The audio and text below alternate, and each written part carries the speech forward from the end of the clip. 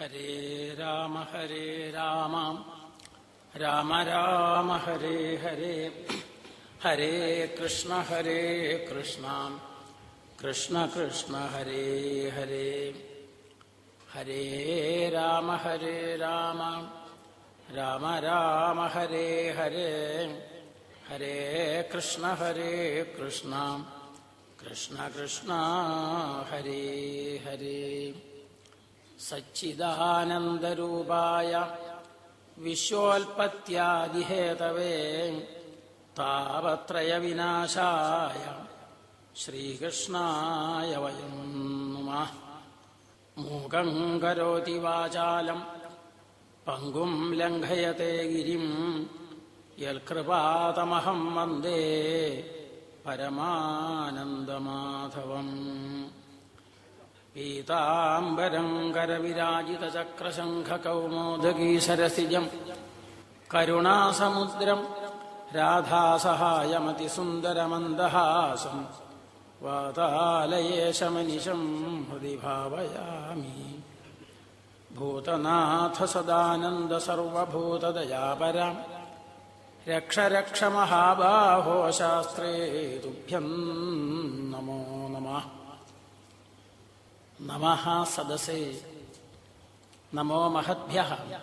ഭവന്തഃ സർവേപി ശ്രദ്ധാവന്തഃ വർത്തന്തെ ഇതി മമ മനസി ഏകഃ വിചാരഃ. യസ്തു അമരവാണീം അവലംബ്യൈവ കിമപി വക്തവ്യമിതി. അമരവാണ്യാമേവ അദ്യ ഭാഷണം കർത്തവ്യമിതി മയ മനസി വിചാരഃ. തസ്മിന്നേവ സമയേ അപരഃ അപി വിചാരഃ വർത്തത്തെ. യത് പ്രായഃ സർവേപി സംസ്കൃതിത്താഃ അപി സമ്യക് അവഗന്തും സർവേ ന ശക്നുവന്തി ഇതി. അതഃ അമരവാണി ദേവവാണി അതീവ ശ്രേഷ്ഠ.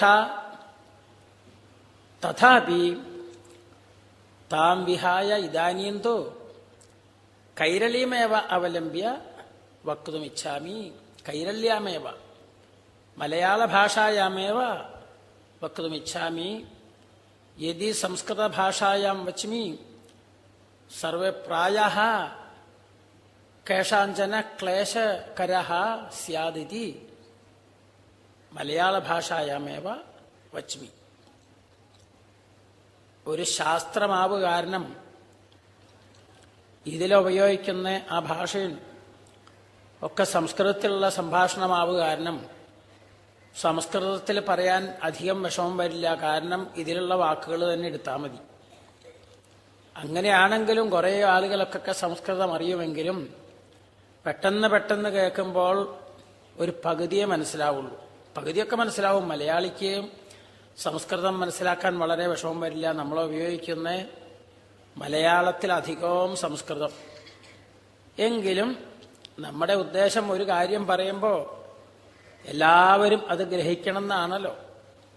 അതുകൊണ്ട് മാത്രം ഇപ്പോൾ മലയാള ഭാഷയിൽ തന്നെ കാര്യങ്ങൾ പ്രഭാഷണം നടത്താമെന്ന് ആഗ്രഹിക്കുന്നു. ഈ ഭാഗവതം നമ്മൾ ആദ്യം മുതൽ കേട്ട് ഇപ്പം ഏകാദശ സ്കന്ധം ആയി, പിന്നെ ദ്വാദശത്തിലേക്ക് കിടക്കുകയാണ്. ഇത്രയൊക്കെ ആയി കഴിഞ്ഞു. ഇതെല്ലാം നമുക്ക് കേൾക്കാൻ കഴിഞ്ഞു. ഇതത്ര നിസ്സാരമായ ഒരു കാര്യമല്ലല്ലോ. ജന്മാന്തരേ ഭവേൽ പുണ്യം. ഇത്രയും ദിവസങ്ങളിലിടയ്ക്ക് ഒരു ശ്ലോകം പോലും കേൾക്കാൻ ഭാഗ്യമില്ലാത്ത, ഒരു പ്രാവശ്യം ഒന്ന് സഹസ്രനാമം ജപിക്കാൻ പോലും സൗകര്യമില്ലാത്ത, മറ്റു കാര്യങ്ങളിൽ ഏർപ്പെട്ട് എത്രയോ ക്ലേശിക്കുന്ന ആയിരക്കണക്കിന് ജനങ്ങളുണ്ടല്ലോ. അപ്പം നമുക്ക് ഒരല്പസമയം ഇതൊക്കെ ഒന്ന് അനുസ്മരിക്കാൻ നമുക്കൊരവസരം കിട്ടിയാൽ എന്താ അതിൻ്റെ അർത്ഥം? ഇതല്ലേ ഭഗവാന്റെ വലിയ ഒരനുഗ്രഹം എന്നാണ്. ഒരു നിമിഷം നേരം വലിയ വെയിലുള്ള ആ വഴി കൂടെ അങ്ങനെ നടന്നു പോകുമ്പോൾ ഒരു തണൽ വൃക്ഷം കിട്ടുക, അത് വലിയൊരാശ്വാസം പോലെയാണ്. അതുപോലെയുള്ളതാണ്. വീണ്ടും യാത്ര തുടരണം. അപ്പോൾ ഒരല്പസമയം ഒരു വൃക്ഷത്തിന്റെ, നല്ല തണൽ വൃക്ഷത്തിന്റെ ചുവട്ടിൽ വിശ്രമിച്ച് അങ്ങനെ സഞ്ചരിക്കുന്ന പോലെയാണ്. പാന്തോധ്വഭ്രമണ പരിശ്രമം ജഹാതി. ദശമസ്കന്ധം അവസാനം പറഞ്ഞത്. ഇങ്ങനെ യാത്ര പോകുന്നവർക്ക് വഴിക്ക് നല്ല തണുത്ത വെള്ളമൊക്കെ കുടിച്ച് വീണ്ടും യാത്ര ചെയ്യുകയാണെങ്കിൽ വല്ലാത്ത ക്ലേശം അറിയില്ല. അതുപോലെ ശുഗബ്രഹ്മർഷിയുടെ മുഖത്തുനിന്ന് ഉണ്ടായ ഈ ഭഗവാന്റെ കഥയാകുന്ന അമൃത് പാനം ചെയ്യുന്നവർക്ക്, പാന്തന്മാർക്ക്, വഴിയാത്രക്കാർക്ക് വിഷമം വരില്ല, ക്ലേശം ഉണ്ടാവില്ല. നമ്മളൊക്കെ യാത്രയിലാണല്ലോ, വലിയൊരു ജീവിത യാത്രയിലാണ്. അവർക്ക്, വഴിയാത്രക്കാർക്ക് നല്ല തണുത്ത് ശീതജലം കിട്ടുന്ന പോലെയാണ് ഈ ഭാഗവത ശ്രവണം എന്ന് പറയാം. ഒരല്പസമയം നമ്മൾ ഇതിന്റെ മുമ്പിലിരുന്നാൽ നമുക്ക് അത് അനുഭവമാവുന്നതാണ്. പെട്ടെന്ന് എല്ലാവർക്കും തന്നെ പെട്ടെന്ന് അനുഭവം. അപ്പൊ അങ്ങനെയുള്ള വലിയ ഒരു ഗ്രന്ഥം ശ്രീമദ് ഭാഗവതത്തിന് വിശേഷമുണ്ടല്ലോ. സർവവേദേതിഹാസാനം സാരം സാരം സമുദ്ധൃതം. മറ്റേതെങ്കിലും പുരാണങ്ങളൊക്കെ കേൾക്കാൻ അവസരം കിട്ടിയാലും ഭാഗ്യം തന്നെ. പക്ഷേ ഭാഗവതത്തിന് കുറെ അധികം വിശേഷം. കാരണം എല്ലാത്തിന്റെ സാരമെടുത്ത് ഒറ്റ ഗ്രന്ഥത്തിലാക്കി തീർത്തു. അതാണ് സാരം സാരം സമുദ്ധൃതം. അങ്ങനെയുള്ളതാണ് ശ്രീമദ് ഭാഗവതം. പതഞ്ജലിയുടെ യോഗശാസ്ത്രം വേണോ, കപില മഹർഷിയുടെ ആ സാഖ്യത്തെക്കുറിച്ച് അറിയണോ, ജൈമിനി മഹർഷിയുടെ ആ മീമാംസാ ശാസ്ത്രത്തെക്കുറിച്ച് അറിയണോ, മറ്റ് സ്മൃതികളെക്കുറിച്ച് അറിയണോ, എല്ലാത്തിൻ്റെ സൂചനകളും, ചിലതൊന്നും സൂചനയല്ല, വളരെ വിസ്തരിച്ച് തന്നെ ഇതിൽ കാണാം നമുക്ക്. ഇതാണ് ഒരു ഗ്രന്ഥം കേട്ട് കഴിഞ്ഞാൽ മറ്റെല്ലാം കൂടി. അതാണ് ശ്രീമദ് ഭാഗവതത്തിന് ഒരു വിശേഷം. അത് പരീക്ഷേച്ഛുക സമ്പാദ രൂപത്തിൽ നമുക്ക് കിട്ടിയിരിക്കുന്നു. വ്യാസഭഗവാൻ നിർമ്മിച്ചതാണെങ്കിലും വ്യാസഭഗവാൻ നിർമ്മിച്ച രീതിയിലല്ല നമുക്ക് കിട്ടിയേക്കണേ, പരീക്ഷിച്ഛുക സമ്പാദ രൂപത്തിൽ. അപ്പൊ നല്ല ശ്രദ്ധയോട് കൂടിയിട്ടുള്ള ഒരു ശിഷ്യൻ, നല്ല ജിജ്ഞാസു, അതാണല്ലോ പരീക്ഷിത്ത്. പരിതാഹ ഈക്ഷതെ, ചുറ്റും നോക്കുന്നവൻ, ഈശ്വരനെ അന്വേഷിക്കുന്നവൻ, എപ്പോഴും അങ്ങനെയുള്ള ആളാണ് പരീക്ഷിത്ത്. അദ്ദേഹത്തിന് ശാപം കിട്ടിയെന്ന് പറഞ്ഞപ്പോൾ 7ാമത്തെ ദിവസം മരണം സംഭവിക്കുന്ന ശാപം കിട്ടിയെന്ന് പറഞ്ഞപ്പോൾ പരമവിരക്തി വന്നു. അതായത് നല്ല ശ്രദ്ധയുള്ള ആളെന്ന് അർത്ഥമുള്ളൂ. മരണത്തെക്കുറിച്ച് മനസ്സിലാക്കിയ ഒരാള് എങ്ങനെയാണോ വിഷയവിരക്തനാവണത്, അതുപോലെ മനസ്സിന്റെ സർവശ്രദ്ധേൻ ഇത് കേൾക്കുന്നതിലായി എന്ന താല്പര്യം. ശാപം കിട്ടിയെന്നുള്ളതിന്റെ കഥയുടെ താല്പര്യം. അതുകൊണ്ട് എന്ത് ചോദിച്ചു? അപ്പോഴാണല്ലോ മനുഷ്യന്റെ കർത്തവ്യവും ആധ്യാത്മിക വിഷയവും ഈശ്വരനെ കുറിച്ചൊക്കെ ചോദിക്കാൻ അപ്പോഴല്ലേ തോന്നുക. അതേവരെയൊക്കെ വിഷയാസക്തരായിട്ടിരിക്കും. ഇതറിഞ്ഞു കഴിഞ്ഞാൽ, മരണത്തെക്കുറിച്ച് മനസ്സിലാക്കിയാൽ, അതിൻ്റെ സമയം അറിഞ്ഞു കഴിഞ്ഞാൽ മറ്റൊന്നിലേക്കില്ല പിന്നെ ശ്രദ്ധ മുഴുവൻ ഈശ്വരനിൽ വരും. അത്രയും വന്നു എന്ന് കാണിക്കാനാണ് ശാപം കിട്ടിയെന്നൊക്കെ കഥാരൂപത്തിൽ പറഞ്ഞത്. അത്രയും വന്നു കഴിഞ്ഞപ്പോൾ നല്ലൊരു ഗുരുനാഥനും വന്നു ചേർന്നു. അതൊക്കെ എത്രയോ സുഹൃതം കൊണ്ടാ. മഹാപുരുഷ സംശ്രയ ദുർലഭം ത്രയമേ വൈതത് ദൈവാനുഗ്രഹഹേതുകം. വലിയ ഭാഗ്യം കൊണ്ടാണ്. ഈശ്വരനെക്കുറിച്ചൊക്കെ അറിയണം എന്നൊരാഗ്രഹം വരല്, അതുപോലെ തന്നെ അത് പറഞ്ഞുതരാൻ ആളെ കിട്ടല്, ഇതൊക്കെ വേണ്ടേ? അതൊക്കെയാണ് എത്രയോ സുഹൃതം കൊണ്ട് മാത്രം നമുക്ക് കിട്ടുന്നതാണ്. അതാണ് ഇങ്ങനെ ഇരിക്കുമ്പോഴേക്കും ഒരു മഹാത്മാവ് വന്നു ചേർന്നു. അതാണല്ലോ ശുഗബ്രഹ്മർഷി. വലിയ ഋഷിമാരുടെ വലിയ സദസ്സ്, ഋഷിമാരൊക്കെ അനുഗ്രഹിക്കാൻ വന്നിട്ടുണ്ട്. എന്നിട്ട് എന്ത് ചോദിച്ചു? അതഃ പൃച്ഛാമി സംസിദ്ധിം യോഗിനാം പരമം ഗുരും പുരുഷസ്യേഹയൽ കാര്യം മ്രിയമാണസ്യ സർവഥാ യശ്രോതവ്യമഥോജപ്യം യൽ കർത്തവ്യം നൃഭിപ്രഭോ സ്മർത്തവ്യം ഭജനീയം വാ ബ്രൂഹി യദ്വാ വിപര്യം. ഇങ്ങനെയാണ് 1-ാം സ്കന്ധം 19-ാമത്തെ അധ്യായത്തിലെ പരീക്ഷത്തിന്റെ ജിജ്ഞാസുവായിട്ടുള്ള ചോദ്യങ്ങൾ. ഈ ചോദ്യങ്ങൾ കഴിഞ്ഞുകൊണ്ടാണ് ആ സ്കന്ധം കഴിയുക. ശുകബ്രഹ്മർഷിയുടെ വാക്ക് ആരംഭിക്കുന്നത് വരീയാനേഷത്തെ പ്രശ്ന കൃതോ ലോകഹിതം നൃപ എന്ന് പറഞ്ഞ് രണ്ടാമത്തെ സ്കന്ധം. ശുകബ്രഹ്മർഷിയുടെ വാക്ക് അവിടെയാണ് ആരംഭം. അത് തുടങ്ങി ഇതാ 12ാമത്തെ സ്കന്ധം. അതാണ് നമുക്കിപ്പോൾ വിഷയം. ഇങ്ങനെ ആരംഭിച്ച് വരീയാനേഷത്തെ പ്രശ്ന എന്ന് ചോദിച്ചത് നന്നായി. ശ്രേഷ്ഠമായ ചോദ്യമാണ് ചോദിച്ചത്. മനുഷ്യന്റെ കർത്തവ്യം എന്തൊക്കെയാ മനുഷ്യൻ ചെയ്യേണ്ടത്, എന്ത് ചെയ്യരുത്, ഇതെല്ലാം ഇതറിഞ്ഞു കഴിഞ്ഞാൽ പിന്നെ എല്ലാമായി. ഇതറിഞ്ഞ് വേണ്ടത് മാത്രം ചെയ്തു കഴിഞ്ഞാൽ നമുക്ക് എല്ലാ തരത്തിലും നന്മ വരും. അപ്പൊ അതിന് വേണ്ട കാര്യങ്ങളാ ചോദിച്ചത്. അപ്പൊ എല്ലാ കാലത്തും എല്ലാവരും ചോദിച്ചറിഞ്ഞ് ചെയ്യേണ്ട പ്രവൃത്തികളാണ്. അതുകൊണ്ട് നന്നായി ഇങ്ങനെ ലോകഹിതമായിട്ട് ചോദിച്ചുല്ലോ. വിവേകമില്ലാത്ത ആളുകൾക്ക് 100 വയസ്സ് ആയുസ് കിട്ടിയാലും പാഴാക്കി കളയും. വിവേകികൾക്ക് അല്പസമയം കൊണ്ട് വലിയ കാര്യം ചെയ്യാൻ പറ്റും. അപ്പോഴാണ് ഖട്വാങ്കന്റെ ഉദാഹരണം പറഞ്ഞു കേൾപ്പിച്ചു. പരീക്ഷത്തിന് ഒരു വിഷമം, 7 ദിവസമല്ലേ ഇതൊക്കെ കേൾക്കാൻ അവസരമുള്ളൂ. ഇതുകൊണ്ട് എന്തെല്ലാം അറിയാൻ പറ്റും, വലുതും പറ്റുമോ, എത്രയാ ശാസ്ത്രങ്ങള്. ശുകബ്രഹ്മർഷി പറഞ്ഞു ഒന്നും പേടിക്കേണ്ടതില്ല. ഖട്വാങ്കന്റെ ചരിത്രം കേട്ടിട്ടില്ലേ? ഇതാണ് മഹാത്മാക്കള്. എന്ത് വിഷമം വന്ന് അവരടുത്ത് വന്നാലും പെട്ടെന്ന് അവരുടെ വിഷമം ഇല്ലാതാക്കി തീർക്കും. ഇതാണ് മഹാത്മാക്കളുടെ ഒരു പ്രത്യേകതയാണ്. ഒരു 2 വാക്ക് പറഞ്ഞാൽ മതി. മഹാത്മാക്കളുടെ വാക്ക് കേട്ടാൽ എന്തോ ഒരു മനഃശാന്തി പെട്ടെന്ന് വരും. പെട്ടെന്ന് സമാധാനിപ്പിച്ചു. ഖട്വാങ്കന് 2 നാഴിക നേരെ ആയുസ്സുള്ളൂ എന്ന് അറിഞ്ഞിട്ട് ആ നേരം കൊണ്ട് ഭഗവത് വിചാരം ചെയ്ത് ഭഗവാനിൽ ലയിക്കേണ്ടായി. ആ ഖട്വാങ്കനെ അപേക്ഷിച്ച് നോക്കുമ്പോൾ പരീക്ഷിത്തെ, അങ്ങയുടെ മുമ്പിലെ 7 ദിവസങ്ങളല്ലേ, ഒന്നും വിഷമിക്കണ്ട.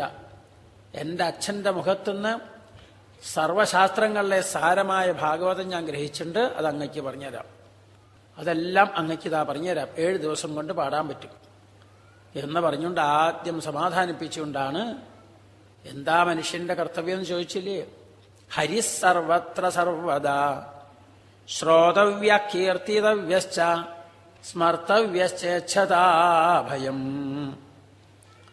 ഭക്തന്മാര് ഹരി, ഭഗവാൻ എന്നൊക്കെയാ പറയാം. അതുകൊണ്ട് ആ ഭക്തന്മാര് ഹരി എന്ന് പറയണം. എല്ലാവരുടെയും ദുഃഖങ്ങൾ ഹരിക്കുന്നു. അതുകൊണ്ട് ഹരി, ആ ഭഗവാനെയാണ് സ്മരിക്കേണ്ടത്. ഹരിസ്മരണമാണ് മനുഷ്യൻ ചെയ്യേണ്ടത്. ഹരിയാണ് പൂജിക്കേണ്ടത്. ആ ഹരിയുടെ അത്ഭുത ലീലകളാണ് കേൾക്കേണ്ടത്. ഇങ്ങനെയായ ക്രമത്തില് മനസ്സ് ശുദ്ധമായി വരുന്നു. വേദാന്തികളും ഉപനിഷത്തിലും അതന്നെയാ പറയണേ. ആത്മാവാരേ ദ്രഷ്ടവ്യ ശ്രോതവ്യോ മന്തവ്യോ നിധിധ്യാസിതവ്യശ്ച എന്നെന്നെയാ പറഞ്ഞത്. അവിടെ ആത്മാന്നുള്ള ശബ്ദമാണ് വേദാന്തത്തിലെ അവരുപയോഗിച്ച്. ഇവിടെ ഹരി എന്നുള്ള ശബ്ദം ആത്മാത്രം. ശബ്ദത്തിനെ മാറ്റുള്ളൂ, തത്വം ഒന്ന് തന്നെ. ഏകം സദ്വിപ്ര ബഹുധാ വദന്തി, ഏകം സന്തം ബഹുധാ കൽപ്പയന്തി എന്നൊക്കെ പല പേരുകളിൽ ഒരേ ഒരു തത്വം, ഒരേ തത്വത്തെ തന്നെയാണ്. അപ്പൊ ആത്മാ എന്ന് പറഞ്ഞാലും ഹരി എന്ന് പറഞ്ഞാലും ഭഗവാൻ എന്ന് പറഞ്ഞാലും സർവേശ്വരൻ എന്ന് പറഞ്ഞാലും എല്ലാം തന്നെ ഒന്ന്. അപ്പൊ ഉപനിഷത്ത് എന്ത് പറയുന്നുവോ, വേദാന്തം എന്ത് പറയുന്നുവോ അത് തന്നെ ഭാഗവതം. സർവവേദാന്തസാരം ഹി ശ്രീ ഭാഗവതമിഷ്യത്തെ തദ്രസാമൃതത്വസ്യ നാന്യത്ര സ്യാത് രതി ക്വചിൽ. ഭാഗവത്തിൽ അവസാനം പറയും സർവവേദാന്തസാരം ഹി. ബ്രഹ്മസൂത്രത്തിലും ഉപനിഷത്തുകളിലൊക്കെ എന്താണോ പറയണത് അതിന്റെ മുഴുവൻ സാരമാണ് കേട്ടോ ശ്രീമദ് ഭാഗവതം. എത്ര സുഹൃതം കൊണ്ട് മാത്രം അത് കേൾക്കാൻ കഴിയുന്നു. സർവവേദാന്തസാരം ഹി ശ്രീ ഭാഗവതമിഷ്യതേ. ഭാഗവതം അത് തന്നെയാണെന്ന് പറഞ്ഞു. ഇങ്ങനെയൊക്കെ പറഞ്ഞാണ് ആദ്യം മുതൽ ഉപദേശിക്കാൻ തുടങ്ങി. ഇങ്ങനെല്ലാം 10 വിഷയങ്ങൾ ക്രമത്തിൽ പ്രതിപാദിച്ച് മുക്തിയെക്കുറിച്ച് പറഞ്ഞു. ഏകാദശത്തില്, ദ്വാദശത്തിലെ ആ ശിവബ്രഹ്മർഷിയുടെ ആ വാക്കെല്ലാം ഉപസംഹരിക്കുന്ന ഭാഗമാണ് നമ്മളിപ്പോൾ അനുസ്മരിക്കാൻ പോണത്. 12ാം സ്കന്ധം ആശ്രയം എന്ന അതിന് പേര്. ഓരോ സ്കന്ധത്തിന് ഓരോ പേരുണ്ടല്ലോ, 3ാം സ്കന്ധം മുതൽ. ആശ്രയം എന്നതിന് പേര്. സ ആശ്രയ പരം ബ്രഹ്മ. ആശ്രയം എന്ന് പറഞ്ഞാൽ സാക്ഷാ ഭഗവാൻ തന്നെ. എല്ലാം ഒരു തത്വത്തെ ആശ്രയിച്ച് നിൽക്കുന്നുവോ അതാണ് ബ്രഹ്മം, ഈശ്വരൻ എന്നൊക്കെ പറഞ്ഞ. അപ്പോൾ 12ാം സ്കന്ധം വേണ്ട പോലെ ഗ്രഹിച്ചു കഴിയുമ്പോഴേക്കും എന്തൊരു കാര്യം ബോധ്യം വരും. തിരമാലകളെ ഉണ്ടായി നിലനിന്ന് സമുദ്രത്തിൽ തന്നെ വിലയം പ്രാപിക്കുന്ന പോലെ സാർവ്വതം ആ പരമതത്വത്തിൽ നിന്നുണ്ടായി നിലനിന്ന് അതിൽ തന്നെ വിലയം പ്രാപിക്കുന്നതാണെന്ന് ബോധ്യം വരും. അങ്ങനെയുള്ളതാണ് ആ തത്വമല്ലാതെ മറ്റൊന്നുമില്ല. സർവം ഖൽവിദം ബ്രഹ്മ എന്നൊക്കെ പറയില്ലേ ഉപനിഷത്ത് വാക്യങ്ങളില്ലേ, ആ ഒരു ബോധം മനുഷ്യന് വരും. അതാണ് ആശ്രയം. സ ആശ്രയ പരം ബ്രഹ്മ പരമാത്മേതി എന്നൊക്കെ പറയണത്, പരമാത്മാ പരം ബ്രഹ്മ എന്നൊക്കെ പറയണത് ആ ഒരേ തത്വമാണ്. അതാണ് ശ്രീമദ് ഭാഗവതത്തിൽ എന്ന് ബോധം വരുന്ന. അങ്ങനെ അതിനു വേണ്ടിയിട്ടാണ് ഇതെല്ലാം പറഞ്ഞ് ആദിമധ്യാവസാനേഷു വൈരാഗ്യാഖ്യാന സംയുതം ഹരിലീലാ കഥാവ്രാതാമൃതാനന്ദിത സത്സുരം. ഇങ്ങനെയൊക്കെയുള്ളതാണ്. ആദിമധ്യാവസാനേഷു വൈരാഗ്യാഖ്യാന സംയുതം. ഭാഗവതത്തിൽ ആദി മുതൽ, ആദിയിലും മധ്യത്തിലും അവസാനത്തിലും, അതായത് ആദ്യം മുതൽ അവസാനം വരെ എന്താ മനുഷ്യനെ ബോധിപ്പിക്കുന്നത്? വിഷയസുഖങ്ങൾ നിസ്സാരമാണ്, അതിൻ്റെ നിങ്ങൾ ഓടിപ്പോയാൽ പിന്നാലെ ഒന്നും നിങ്ങൾക്ക് നേടാൻ പറ്റില്ല എന്ന് ബോധം വരും. അതേസമയം അതിനേക്കാൾ ഒരു 100-1 പരിശ്രമിച്ചാൽ മതി, നിങ്ങൾക്ക് ആനന്ദം നേടാം. ഇതാണ് ഭാഗവതം പഠിപ്പിക്കുന്നത്. നിങ്ങൾ പുറമേ ഓടി ഓടി നടന്നാൽ കിട്ടുന്നതല്ല, അവനവൻ്റെ ഉള്ളിലാണ് ഇരിക്കുന്നത് എന്ന് ബോധം വരും. ഇതാണ് ഭാഗവതം പഠിപ്പിക്കുന്നത്. അപ്പം എല്ലാ കാലത്തും എല്ലാവർക്കും സുഖം അന്വേഷിച്ച് പോകുന്ന, മനസ്സിനൊരു ശാന്തി വേണമെന്ന് ആഗ്രഹിക്കുന്നവർക്ക് എന്നും കേൾക്കേണ്ട ഒരു ഗ്രന്ഥമാണ് ഈ ശ്രീമദ് ഭാഗവതം എന്ന് ബോധ്യം വരും. വിഷയങ്ങളൊക്കെ നിസ്സാരങ്ങളാണ്, അതിൻ്റെ പിന്നാലെ പോയാൽ ഒന്നും കിട്ടില്ല എന്ന് ബോധം വന്ന് ആദ്യം ഭഗവാനെ ഒരു രൂപത്തോടുകൂടി ധ്യാനിച്ച് സഗുണ ഉപാസന, അത് ക്രമത്തിൽ നിർഗുണത്തിൽ എത്തിച്ചേരും. അതിനുള്ള കഥകളാണ് എല്ലാ കഥകളും. ഭാഗവത്തിലേത് ഭാഗം എടുത്താലും വിഷയങ്ങൾ നിസ്സാരമാണെന്നും അത് മിഥ്യാണെന്നും അതിൻ്റെ പിന്നാലെ പോയാൽ ശരിയായിട്ടുള്ള സുഖം കിട്ടില്ല എന്നും, അത് വേണമെങ്കിൽ നിങ്ങളെങ്ങും പോണ്ട, നിങ്ങളുടെ രൂപം തന്നെ സുഖമാണ്, സച്ചിദാനന്ദ രൂപമാണ് എന്ന് ബോധിപ്പിക്കുന്നതാണ്. അപ്പം എല്ലാവർക്കും എല്ലാ കാലത്തും, ശാസ്ത്രമാകുമ്പോൾ അങ്ങനെയാണ്, ചില ആളുകൾക്ക് ചില കാലത്തേക്കുള്ളതല്ല ശാസ്ത്രം, എന്നയ്ക്കും. അപ്പോൾ ഭാഗവതത്തിന് പഴക്കം വരലില്ല, എന്നും പുതുമയാണ്, എന്നും നിത്യമായിട്ടുള്ള നിത്യനൂതനമാണ് ശ്രീമദ് ഭാഗവതം. ഒരു ശാസ്ത്രമാണ്. ദുഃഖം ഒഴിവാവണമെങ്കിൽ കേൾക്കേണ്ടത് പറഞ്ഞു തരും. ഇതെല്ലാം പറഞ്ഞു അച്ഛൻ്റെ മുഖത്തുനിന്ന് കേട്ട ഭാഗവതം കേൾപ്പിക്കാന്ന്. അത് കഴിഞ്ഞ് 12ാം സ്കന്ധത്തിലെ 4ാം അധ്യായം അവസാനം ഇതൊക്കെ അങ്ങോട്ട് പറഞ്ഞു ഉപസംഹരിച്ചു. ആദ്യമായിട്ട് ഭഗവാൻ 4 ശ്ലോകം കൊണ്ട്, ബ്രഹ്മാവിന് അതാ ഭയം ഉണ്ടായിരുന്നേ, സൃഷ്ടികാര്യങ്ങളിൽ ഏർപ്പെട്ടാൽ ഓരോന്നിൽ ബദ്ധനാവോ, വിഷമം വരുമോ, സംസാരഭീതി വന്നു. അതില്ലാതാക്കി തീർക്കാനാണ് ആദ്യം സൃഷ്ടിയുടെ ആരംഭത്തിൽ ചതുശ്ലോകിയായിട്ട് ഭാഗവതം ഉപദേശിച്ചത് ബ്രഹ്മാവിന്. അപ്പോൾ വിഷയഭീതി, വിഷയങ്ങളിൽ നിന്നുള്ള വിഷമങ്ങൾ വരാതിരിക്കാൻ, സംസാരഭീതി ഇല്ലാതാക്കാൻ വേണ്ടിയിട്ട് ഉപദേശിച്ചു. അപ്പം അത് കേൾക്കുന്നവർക്ക് അത് തന്നെയാണ് വരിക. യാതൊരു ഭയം ഉണ്ടാവില്ല, തെറ്റിദ്ധാരണകൾ ഒക്കെ ഇല്ലാതാവും, ആ മരണ ഭയം ഇല്ലാതാവും.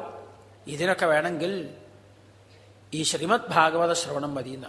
ഇതിന് ഇന്നതേ ഗുണങ്ങളുള്ളതെന്ന് പറയാൻ പറ്റില്ല, വർണ്ണിച്ചാൽ തീരില്ല, അത്രയുണ്ടെന്നാണ്. അപ്പം 4ാം അധ്യായത്തിലെ 12ാം സ്കന്ധത്തിൽ ഇതാ ഞാൻ അങ്ങയ്ക്ക് കുറഞ്ഞു തന്നൂട്ടോ എന്ന് പറഞ്ഞു. അപ്പോൾ പരീക്ഷത്തിനൊരു സംശയം, ഇനി ഭാവിയിൽ ഇത് ഉപദേശിക്കാൻ ആരെങ്കിലും ഉണ്ടാവുമോ? ഞങ്ങളുടെ ഭാഗ്യം കൊണ്ട് അങ്ങയുടെ മുഖത്തുനിന്ന് ഇതൊക്കെ കേൾക്കാൻ കഴിഞ്ഞു. അങ്ങ് പറഞ്ഞു കലിയുടെ വലിയ വലിയ ദോഷങ്ങൾ, അപ്പം അതിനെ പരിഹരിക്കാൻ ഈ ഭാഗവത്തിന് ശക്തിയുണ്ട്, ശരിയാ, പക്ഷെ പറഞ്ഞു കൊടുക്കാൻ ആരെങ്കിലും ഉണ്ടാവുമോ എന്ന് ചോദിച്ചപ്പോഴാണ് അസൗ സൂതാഹ ഏതാം വക്ഷ്യത്യസൗ സൂതഃ ഋഷിഭ്യോ നൈമിശാലയേ. ഉഗ്രശ്രവസ് എന്നൊരു സൂതൻ അവിടെ ഇരിക്കണ്ടല്ലോ.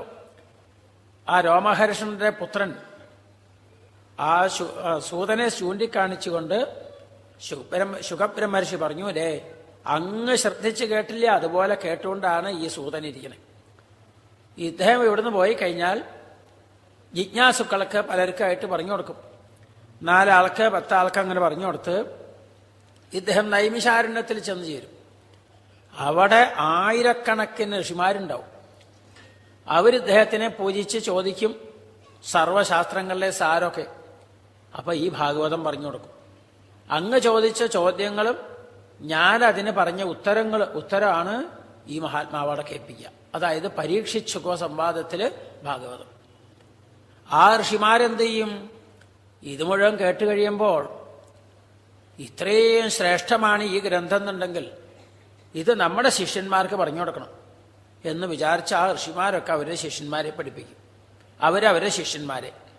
ഇങ്ങനെ കലിയുടെ ദോഷങ്ങൾ എത്രയെത്രയും വലുതായി വരുന്നുവോ വർദ്ധിച്ചു വരുന്നുവോ അതിനെ പരിഹരിക്കാൻ ഈ ഭാഗവതമാകുന്ന ഗംഗാനദി എല്ലാ ദിക്കിലും ഒഴുകിക്കൊണ്ടിരിക്കും, സന്തോഷമായിട്ടിരുന്നോളൂ എന്ന് പരീക്ഷത്തിനെ ഒന്ന് സമാധാനിപ്പിച്ചു. ഇത് കഴിഞ്ഞിട്ടാണ് ഇനി ഏതാനും വാക്കുകളെ പറയാനുള്ളൂ, ഇതാ ശ്രദ്ധിച്ചു കേട്ടോളൂ എന്നാണ്. സർവവേദങ്ങളും ഉപനിഷത്തെല്ലാം പഠിപ്പിച്ചു കഴിഞ്ഞാൽ അവസാനമാകുമ്പോഴേക്കും അതേവരെ ഗുരുവിന് എന്തെല്ലാം കാര്യങ്ങളാണ് പറയാനുള്ളത്. അവസാനമാകുമ്പോഴേക്കും പിന്നെ ഗുരുവിന് ഏതാനും വാക്യങ്ങളെ പറയാനുള്ളൂ. അതിൽ കഴിഞ്ഞു എല്ലാം തന്നെ.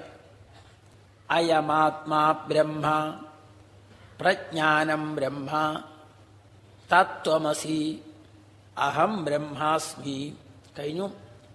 ഇത്രയും കഴിയുമ്പോഴേക്കും അഹം ബ്രഹ്മാസ്മി എന്ന് ബോധം വരും. പിന്നെ സംശയങ്ങളും ഇല്ല, ഒന്നുമില്ല, ഒന്നും അറിയേണ്ടതില്ല, എല്ലാം ഈശ്വര തത്വം എന്ന് ബോധം വരും. ഇതോടുകൂടി പിന്നെ ഒന്നുമില്ല സംസാരിക്കാൻ. ഈ ഒരവസ്ഥയിലേക്ക് എത്തിച്ചേരും.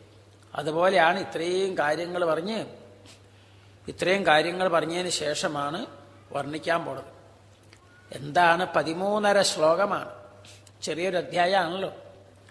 13.5 ശ്ലോകം കൊണ്ടാണ് എല്ലാം സംഗ്രഹിക്കുന്നത്. അവിടെ എന്താ പറയണേന്ന് പറയണു. പഞ്ചമേതു, 5-ാമത്തെ അധ്യായത്തില് പഞ്ചമേതു സമാസേന പരബ്രഹ്മോപദേശതഃ രാജ്ഞസ്തക്ഷകസന്ദംശാത് മൃത്യുഭീതി നിവാരണം. ഇതാണ് ഭാഗവതം. അപ്പൊ ഇത് കേൾക്കണവർക്കൊക്കെ തന്നെ ഇതാണ് ഫലം, മൃത്യുഭീതി നിവാരണം. പഞ്ചമേതു സമാസേന. ഇതേവരൊക്കെ വിസ്തരിച്ച് പറഞ്ഞു. ഇവിടെ ഒന്ന് ചുരുക്കാണ്. അപ്പോഴാണ് പഞ്ചമേതു സമാസേന പരബ്രഹ്മോപദേശതഃ രാജ്ഞഃ തക്ഷകസന്ദംശാത് മൃത്യുഭീതി നിവാരണം. മരണഭയം ഇല്ലാതാക്കുന്നതാണ് അതിനു വേണ്ടിയിട്ടുള്ള ഉപദേശം. അപ്പൊ ഇതാര് കേട്ട് ഇത് പഠിക്കുന്നുവോ അവർക്കും കിട്ടുന്ന ഫലം എന്താണെന്ന് ചോദിച്ചാൽ മൃത്യുഭീതി ഉണ്ടാവില്ല. മറ്റെല്ലാ ഭീതിയും, ഏറ്റവും അധികം ഭയം എന്ന് പറഞ്ഞാൽ മൃത്യു ഭയമാണ്. അതുപോലും ഇല്ലാതാക്കുന്നതാണ്. മൃത്യുരസ്മാത് അപൈതി. അത് ഭീരപി യത് ബിഭേതി എന്നൊക്കെ ഉണ്ട്. മദ്ഭയാദ്വാതി വാതോയം സൂര്യസ്തപതി മദ്ഭയാത്. ഭഗവാൻ പറയാം, മൃത്യു പോലും സഞ്ചരിക്കുന്നത് എന്നെ ഭയപ്പെട്ടുകൊണ്ടാ. സൂര്യൻ ഉദിച്ച് അസ്തമിക്കുന്നുണ്ടെങ്കിൽ അത് എന്റെ സങ്കല്പം കൊണ്ടാ, എന്നെ ഭയന്നുകൊണ്ടാ. വായു വീശുണ്ടെങ്കിൽ അതെന്റെ സങ്കല്പം കൊണ്ടാ, എന്നെ ഭയപ്പെട്ടുകൊണ്ടാ. ഭീഷാസ്മാത് വായു പവതേ ഭീഷോദേതി സൂര്യ എന്നൊക്കെ വേദത്തിലും. അപ്പൊ അങ്ങനെയുള്ള ആ മൃത്യുവിനെ പോലും നിയന്ത്രിക്കുന്ന ആ ഭഗവാനെ കുറിച്ചാണ് ഇതിൽ പറഞ്ഞത്. മൃത്യുഭീതി നിവാരണം. അപ്പൊ മൃത്യുഭയമാണ് ഏറ്റവും വലിയ ഭയം. അതുപോലും ഇല്ലാതാക്കാൻ എന്താ വഴിയെന്ന് ചോദിച്ചാൽ ശ്രീമദ് ഭാഗവത ശ്രവണം വേണ്ട പോലെ തച്ഛൃണ്വൻ വിപഠൻ വിചാരണപരഹ. അങ്ങനെ ആയിത്തീരണം, കേട്ട് മനനം ചെയ്തു. അതാണ് ഇതിൽ പറയണേ. മൃത്യുഭീതി നിവാരണം. ചുരുക്കത്തില് ശുഖബ്രഹ്മർഷി ഉപദേശം ഒക്കെ ഉപസംഹരിച്ച് ഏതാനും വാക്യങ്ങൾ പറഞ്ഞ് ആ തത്വബോധം ഉണ്ടാക്കി കൊടുക്കലാണ് ഈ 5-ാമത്തെ അധ്യായത്തിലെ 13ാം ശ്ലോകത്തിലെ വിഷയം. എന്നിട്ട് പറഞ്ഞു, അത്രാനുവർണ്യതേ ഭീക്ഷ്ണം വിശ്വാത്മാ ഭഗവാൻ ഹരിഹി യസ്യ പ്രസാദജോ ബ്രഹ്മ രുദ്ര ക്രോധസമുദ്ഭവ. ഈ ഭാഗവതത്തിൽ അത്ര എന്ന് പറഞ്ഞാൽ ഈ ഭാഗവതത്തിന് ജയം എന്നൊരു പേരുണ്ട്. ജയതി അനേന ഇതി ജയ. സംസാരത്തെ ജയിക്കാൻ പറ്റും. ജനന മരണ രൂപത്തിലുള്ള സംസാരത്തെ ജയിക്കാൻ ഈ ഭാഗവതത്തിന് വലിയൊരു കഴിവുണ്ട്. അത് പറഞ്ഞു തരുന്ന ഗ്രന്ഥമാണെന്ന്. പൊതുവെ പുരാണങ്ങൾക്കൊക്കെ ജയം എന്നുണ്ട്. നാരായണം നമസ്കൃത്യ നരം ചൈവ നരോത്തമം ദേവീം സരസ്വതീം വ്യാസം തതോ ജയമുദീരയേൽ. ഇവരൊക്കെ വന്ദിച്ചുകൊണ്ട് ജയത്തെ കീർത്തിക്കൂ എന്ന് പുരാണങ്ങൾക്ക് സാധാരണയായിട്ട് പറയും. ശരിക്ക് ആ പേര് അന്വർത്ഥമാവുന്നത് ശ്രീമദ് ഭാഗവതത്തിലാണ്.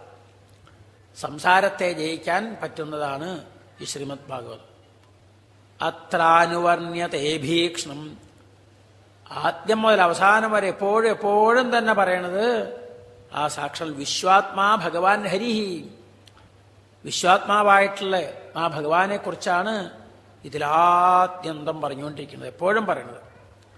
ആ ഭഗവാന്റെ വിശേഷം എന്താ? യസ്യ പ്രസാദജോ ബ്രഹ്മാ രുദ്ര ക്രോധസമുദ്ഭവ. ഈ ഭഗവാൻ സർവസ്വതന്ത്രനാണ്. മറ്റ് ദേവതകൾക്ക് അത്രയും സ്വാതന്ത്ര്യമില്ല. കാരണം എന്താ? ഈ ഭഗവാന്റെ രജോഗുണത്തിൽ നിന്നാണ്, രജോവൃത്തിയിൽ നിന്നാണ് ബ്രഹ്മാവിന്റെ പോലും ഉൽപ്പത്തി.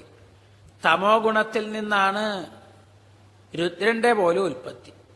ഒരാള് വേറെ ഒന്നിൽ നിന്നുണ്ടായി എന്ന് പറഞ്ഞാൽ എന്താ അർത്ഥം? ആ ആൾക്ക് സ്വാതന്ത്ര്യമില്ല, മറ്റേനെ ആശ്രയിച്ച. ഭൂമിയിലുണ്ടായ വൃക്ഷങ്ങൾ എന്ന് പറഞ്ഞാൽ അത് ഭൂമിയെ ആശ്രയിച്ചാ നിൽക്കുന്നത്. ഭൂമിയിലുണ്ടായതൊക്കെ ഒന്നിൽ നിന്നുണ്ടായി എന്ന് പറഞ്ഞാൽ അത് അതിനെ ആശ്രയിച്ച് നിൽക്കണു. അപ്പൊ സ്വാതന്ത്ര്യമില്ല എന്നർത്ഥം. എന്നാൽ ഈ ഭഗവാൻ സർവ ഒന്നിൽ നിന്നും ഉത്ഭവിച്ചല്ല, സ്വയം എന്നുള്ളതാണ്. അപ്പൊ ബാക്കി ദേവതകളെപ്പോലും നിയന്ത്രിക്കുന്ന ആ പരമ സച്ചിദാനന്ദ രൂപിയായിട്ടുള്ള ഹരിയാണ്, സാക്ഷാ ഭഗവാനാണ് ഈ ഭാഗവതത്തിൽ ആദ്യന്തം വർണ്ണിക്കുന്നത് എന്നാണ്. അതാണ് ഭാഗവതത്തിൽ. അതാണ് ജയം. ജയതി അനേന ഇതി ജയ എന്ന് ഭാഗവതത്തിനൊരു പേര്. എന്ന് മാത്രമല്ല, ഭാഗവതത്തിന് വേറെ പല വിശേഷണമുണ്ടല്ലോ. യസ്വാനുഭാവം അഖിലശ്രുതിസാരമേകം അധ്യാത്മദീപം അതിതിതീർഷതാം തമോന്ധം സംസാരിണാം കരുണയാഹ പുരാണഗുഹ്യം. സ്വാനുഭാവം, തൻ്റേതായിട്ടുള്ള ഒരു മഹത്വമുണ്ട് ഭാഗവതത്തിന്, മറ്റ് ഗ്രന്ഥം പോലെയല്ലാതെ. അഖിലശ്രുതി സാരം, സർവശാസ്ത്രങ്ങളിലെ സാരമാണ് ശ്രീമദ് ഭാഗവതം. ഏകം അദ്വിതീയം, ഏകമേവ അദ്വിതീയം എന്നൊക്കെ ഇല്ലേ, അതുപോലെ ഏകം, ഇതിനോട് തുല്യമായിട്ട് ഒന്നുമില്ല, അങ്ങനെയൊക്കെയുള്ളതാണ്. ഏകം അഖിലശ്രുതിസാരമേകം അധ്യാത്മദീപം, ആത്മതത്വത്തെ പ്രകാശിപ്പിച്ചു തരുന്നതാണ്. അനേകം വാക്കുകളെ കൊണ്ട്, ഉദാഹരണങ്ങൾ കൂടെ ആത്മതത്വത്തെ പ്രകാശിപ്പിച്ചു തരുന്നതാണ് ശ്രീമദ് ഭാഗവതം. അതാണ് ഭാഗവതത്തിന്റെ പ്രത്യേകത. അങ്ങനെയുള്ളതാണ് അത്ര അനുവർണ്യത. അങ്ങയ്ക്ക് പറഞ്ഞു തന്ന ഈ ഭാഗവതത്തില് ശ്രദ്ധിച്ചില്ലേ, ആദ്യന്തം ആ ഭഗവാനെക്കുറിച്ച് മാത്രം. സർവദേവതകളും മറ്റ് ദേവന്മാരും ഏതൊരു ഭഗവാനിൽ നിന്നുണ്ടാവണോ, ഏതൊരു ഭഗവാന്റെ കടാക്ഷം കൊണ്ട് അവരവരുടെ കർത്തവ്യങ്ങൾ നിർവഹിക്കുന്നുവോ, അങ്ങനെയുള്ള ഭഗവാനെയാണ് ഇതിലാദ്യം മുതൽ വർണ്ണിച്ചിരിക്കണമെന്ന് പറയും. ധീരപി യദ്വിഭേതി, മൃത്യു പോലും ഏതൊരു ഭഗവാനെയാണോ ഭയപ്പെടുന്നത്, ആ ഭഗവാനെയാണ് കേട്ടോ ഞാനിതെല്ലാം അങ്ങയ്ക്ക് ഇതാ പറഞ്ഞു തന്നേ എന്ന് പറയും. ഇത്രയും കേട്ട് കഴിഞ്ഞാലോ, അപ്പൊ എന്തുണ്ട്? ത്വന്തുരാജൻ, 7 ദിവസം മുമ്പ് അങ്ങയ്ക്കൊരു ഭയം ഉണ്ടായിരുന്നു, തക്ഷകൻ വരും കടിക്കും അങ്ങനെ എന്നൊക്കെ. ആ ഭയമൊക്കെ ഉപേക്ഷിച്ചോളൂ എന്നാണ്. ത്വന്തുരാജൻ മരിഷ്യേതി പശുബുദ്ധിമിമാം ജഹി. പശുബുദ്ധിയുണ്ട്, അത് അജ്ഞാനം, വിവേകശൂന്യത, അതിനെ ഉപേക്ഷിക്കൂ എന്നാണ്. ത്വന്തു രാജൻ മരിഷ്യേതി പശുബുദ്ധിമിമാം ജഹി. മരിക്കുമെന്നുള്ള ആ ഭയം ഉപേക്ഷിക്കൂ. അത് വിവേകികൾ അങ്ങനെ ചിന്തിക്കാറില്ല. വിവേകശൂന്യന്മാരാണ് ഞാൻ മരിക്കുന്നൊക്കെ ചിന്തിക്കാറ്. അതെന്താ കാരണം? ഉണ്ടായ വസ്തുവിനല്ലേ നാശമുള്ളൂ. ന ജാതഃ, അങ്ങുണ്ടായ ആളല്ല എന്നുള്ള തത്വമാണ്. ഉണ്ടായതാണോ അതിന് ഇതൊക്കെ ഉണ്ട്.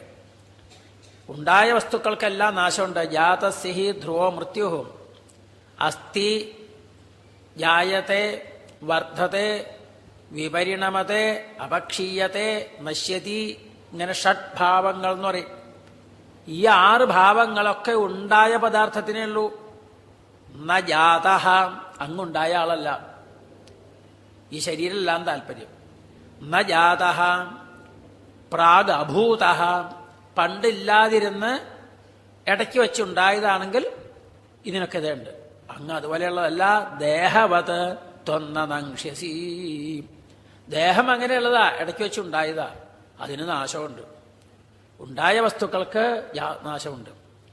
നാത്മാ ജജാന ന മരിഷ്യതി നൈധതേ സൗ ന ക്ഷീയത്തെ സവനവിദ് വ്യഭിചാരിണാം ഭീ. നാത്മാ ജജാന, ആത്മാവ് ഉണ്ടായതല്ല, അതെന്നുമുള്ളതാണ്. ആ തത്വമാണ് അങ്ങ്. അതുകൊണ്ട് എന്തുണ്ട്? ന ജാതഃ, പണ്ടില്ലാതിരുന്ന് എങ്ങനെയാണോ ദേഹം ഉണ്ടായത് അതുപോലെ ഉണ്ടായ ആളല്ല അങ്ങ്. നിത്യമായ ആത്മാവാണ്. ന ജാത പ്രാഗഭൂതോദ്യ ദേഹവത് ത്വന്നനങ്ഷ്യസി. ദേഹം നശിക്കും, കാരണം അതുണ്ടായതാ. അതുകൊണ്ട് ദേഹം നശിക്കുന്ന പോലെ അങ്ങക്ക് നാശം വരില്ല കേട്ടോ. അപ്പോ ആത്മാവ് ഉണ്ടാവണമെന്നൊക്കെ ഉണ്ടല്ലോ വേദത്തില്. അംഗാദംഗാൽ സംഭവസി ഹൃദയാദഭിജായസേ ആത്മാവൈ പുത്രനാമാസി സജീവ ശരദശതം എന്നൊക്കെ ഉണ്ടല്ലോ. ഒരാളുടെ ശരീരത്തിൽ നിന്ന്, അച്ഛനമ്മമാരുടെ ശരീരത്തിൽ നിന്നൊക്കെ ഉണ്ടാവണു. അങ്ങനെയൊക്കെ ആത്മാവ് തന്നെ പുത്രരൂപത്തിൽ വരുന്നു എന്നൊക്കെ വേദങ്ങളിലൊക്കെ കാണാനുണ്ടല്ലോ. അവ പറഞ്ഞു അതൊക്കെ ശരീരത്തിന്റെ, അന്ന് ആത്മാവിന്റെ കഥയല്ലാതെ. ഇതെന്നാ ആത്മനഹ, ഇത് ആത്മാവിന്റെ തത്വമല്ല. ശരീരം ഉണ്ടാവണു. ബീജാങ്കുരന്യായം എന്നൊക്കെ പറയും. ഒരു വിത്ത്, അതിൽ നിന്നൊരു ചെടി ഉണ്ടായി, അതുമ്മ വീണ്ടും കായ്കൾ പഴങ്ങളൊക്കെ ഉണ്ടായി, അതും വീണ്ടും ചെടികളുണ്ടായി. ഇങ്ങനെ അതൊക്കെ ബീജാങ്കുരം ന്യായം. ഏതിന് യോജിക്കും? ശരീരത്തിന് യോജിക്കും. അല്ലാണ്ട് ആത്മാവിന് അത് വരില്ല. ആത്മാവ് അങ്ങനെയുള്ള ഒരു തത്വമല്ല. അതാണ് ന ജാത പ്രാഗഭൂതോദ്യ ദേഹവത് ത്വന്നനങ്ഷ്യസി ന ഭവിഷ്യസി ഭൂത്വാ ത്വം പുത്രപൗത്രാദിരൂപവാൻ ബീജാങ്കുരവത് ദേഹാദേർവ്യതിരിക്തോ യഥാനല. ആ ബീജാങ്കുര ന്യായൊക്കെ ശരീരത്തിന് യോജിക്കും, ആത്മാവിന് അതില്ല. ആത്മാവ് വേറെയാണ്, ശരീരത്തിൽ നിന്ന് വേർതിട്ട് നിൽക്കുന്നു. എങ്ങനെ? ഇന്ധനത്തിൽ നിന്ന് വേറിട്ട് നിൽക്കണതല്ലേ അതില് അഗ്നി. ഇന്ധനമല്ലല്ലോ അഗ്നി. ഇന്ധനം വേറെ, അഗ്നി വേറെ. അപ്പൊ ഇന്ധനത്തിൽ നിന്ന് വേറിട്ട് നിൽക്കുന്ന അഗ്നി പോലെ ഇത് ഇന്ധനത്തിലുണ്ടെങ്കിലും ഇന്ധനത്തിൽ നിന്ന് വേറിട്ട് നിൽക്കണോ അഗ്നി. അതുപോലെ ശരീരസ്ഥിതമാണെങ്കിലും ശരീരത്തിൽ നിന്ന് വേറിട്ടാ നിൽക്കുന്നത്. ഇതാണ്. അതുകൊണ്ട് ബീജാങ്കുരവത് ദേഹാദേർ വ്യതിരിക്തോ യഥാനലഹം. ബീജാങ്കുര ന്യായമൊക്കെ ശരീരത്തിനെ യോജിക്കുള്ളൂ, ആത്മാവിനതൊന്നുമില്ല. ആത്മാവ് ശരീരമല്ല, ശരീരത്തിൽ നിന്ന് വേർതിട്ട് നിൽക്കുന്നതാന്ന് പറയും. യഥാ അനലഹ, എങ്ങനെയാണോ അഗ്നി അതുപോലെ എന്ന് പറയും എന്ന് പറഞ്ഞു കൊടുത്തു. അതുകൊണ്ട് അങ്ങ് യാതൊന്നും ദുഃഖിക്കേണ്ടതില്ല, അങ്ങയ്ക്ക് യാതൊരു നാശമില്ല എന്ന് പറയും. സ്വപ്നേ യഥാ ശിരച്ഛേദം, അതൊന്നും കൂടി ഉറപ്പിക്കുക. അപ്പൊ ശരീരത്തിന് നാശമുള്ളൂ, ആത്മതത്വത്തിന് നാശമില്ല എന്ന് പറഞ്ഞാൽ അതെങ്ങനെയാ അത് മനസ്സിലാക്കാം? ഈ ശരീരം ആത്മാവാണ്, ശരീരം ഞാൻ തെറ്റിദ്ധരിച്ചുകൊണ്ടിരിക്കുകയാണ്. ആ ഒരു ധാരണയുള്ളിടത്തോളം കാലം ശരിയായിട്ടുള്ള സുഖം കിട്ടില്ല. അതില്ലാതാക്കാനാണ് ഇവിടെ പറയുന്നത്. പരബ്രഹ്മ ഉപദേശം കൊടുത്ത് ഇവിടെ പറയണു സ്വപ്നേ യഥാ ശിരച്ഛേദം. അപ്പൊ ഈ ശരീരമല്ലേ ഞാൻ? ആരാ എവിടെയെന്ന് ചോദിച്ചാൽ ഇത് ഞാനാണെന്ന് പറയണില്ലേ? അപ്പൊ ശരീരമല്ലേ എന്ന് ചോദിച്ചാൽ അതല്ലാന്ന് ബോധ്യം വരുത്തുക. ഉദാഹരണങ്ങളെ കൊണ്ട് വിചാരം ചെയ്ത്. എങ്ങനെയത്? സ്വപ്നേ യഥാ ശിരച്ഛേദം പഞ്ചത്വാത്യാത്മന സ്വയം. സ്വപ്നം കാണുമ്പോൾ വേറെ ഒരാൾ വന്ന് തൻ്റെ കഴുത്ത് മുറിച്ചു എന്നൊക്കെ സ്വപ്നം കാണും. അവനവൻ്റെ കഴുത്ത് മുറിഞ്ഞു കഴിഞ്ഞാൽ പിന്നെ അതറിയാൻ പറ്റുമോ? നമുക്ക് കാണാൻ പറ്റുമോ? അവനവൻ്റെ തന്നെ ശിരസ് പോയതായിട്ടൊക്കെ സ്വപ്നമൊക്കെ കാണാറുണ്ട്. അതാണ് സ്വപ്നേ യഥാ ശിരച്ഛേദം പഞ്ചത്വാത്യാത്മനസ്വയം. താൻ തന്നെ മരിച്ചു എന്നൊക്കെ, മരിച്ചു കിടക്കണു എന്നൊക്കെ അല്ലേ, അങ്ങനെയൊക്കെ സ്വപ്നം കാണും. അപ്പം അത് സംഭവിക്കില്ലല്ലോ ഒരിക്കലും. അവനവൻ തന്നെ മരിച്ചു കഴിഞ്ഞാൽ അവനവൻ ആ സ്വപ്നത്തിൽ കാണും. അപ്പം അതുപോലെ സ്വപ്നേ യഥാ ശിരച്ഛേദം പഞ്ചത്വാത്യാത്മനസ്വയം യസ്മാൽ പശ്യതി ദേഹസ്യ തഥാത്മാഹ്യജോമരഃ. അപ്പം ആ ശരീരത്തിൽ നിന്ന് ആ ശരീരമല്ലാണ്ടൊരു ചൈതന്യം ഉണ്ടാവണം. അതാണ് ഈ കാണുന്നതൊക്കെ. അപ്പം ശരീരമല്ല എന്ന് താല്പര്യം. ശരീരത്തെ അറിഞ്ഞുകൊണ്ടിരിക്കുന്നത്. ശരീരം ദൃശ്യമാണ്. ദൃശ്യം ഇല്ലാതായാലും ദ്രഷ്ടാവിന് നാശം വരില്ല എന്ന്. ഒരാള് എന്തെങ്കിലും ഒരു പാത്രമോ എന്തെങ്കിലും ഒന്ന് കണ്ടുകൊണ്ടിരിക്കണം. ഒരു മണ്ണ് കൊണ്ട് ഉണ്ടാക്കിയിട്ടുള്ള ഒരു കുടമായിക്കോട്ടെ, ഒരു ഘടം, അത് കണ്ടുകൊണ്ടിരിക്കണം. ആ അത് ദൃശ്യമാണ്. അത് കാണുന്ന ആള് ദ്രഷ്ടാവ്. ആ കുടം പൊട്ടിക്കഴിഞ്ഞാൽ ഈ കാണുന്ന ആൾക്ക് എന്തെങ്കിലും സംഭവിച്ചോ? ഒന്നുമില്ല. ദൃശ്യത്തിന് നാശം വന്നാലും ദ്രഷ്ടാവിന് നാശം വരില്ല.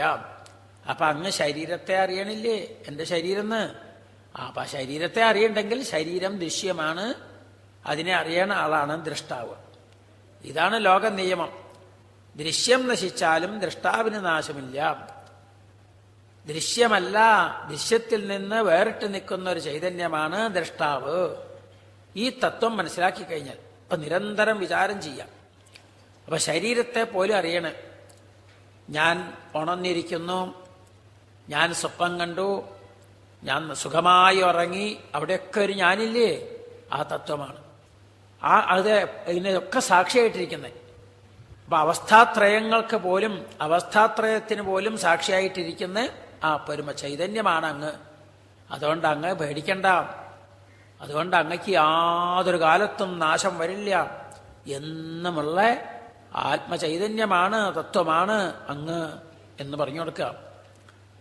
അതാണ് സ്വപ്നേ യഥാ ശിരച്ഛേദം പഞ്ചത്വാത്യാത്മനസ്വയം യസ്മാൽ പശ്യതി ദേഹസ്യ തഥാ ആത്മാ ഹ്യജോമരഃ.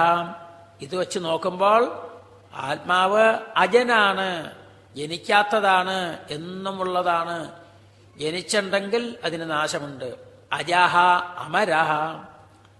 ജനനവും ഇല്ല, അത് കാരണം മരണവും ഇല്ല. ഈ ഒരു തത്വം നിരന്തരം വിചാരം ചെയ്യൂ. ആർക്കും ഇത് വിചാരം ചെയ്യാനായിട്ട് പറ്റും.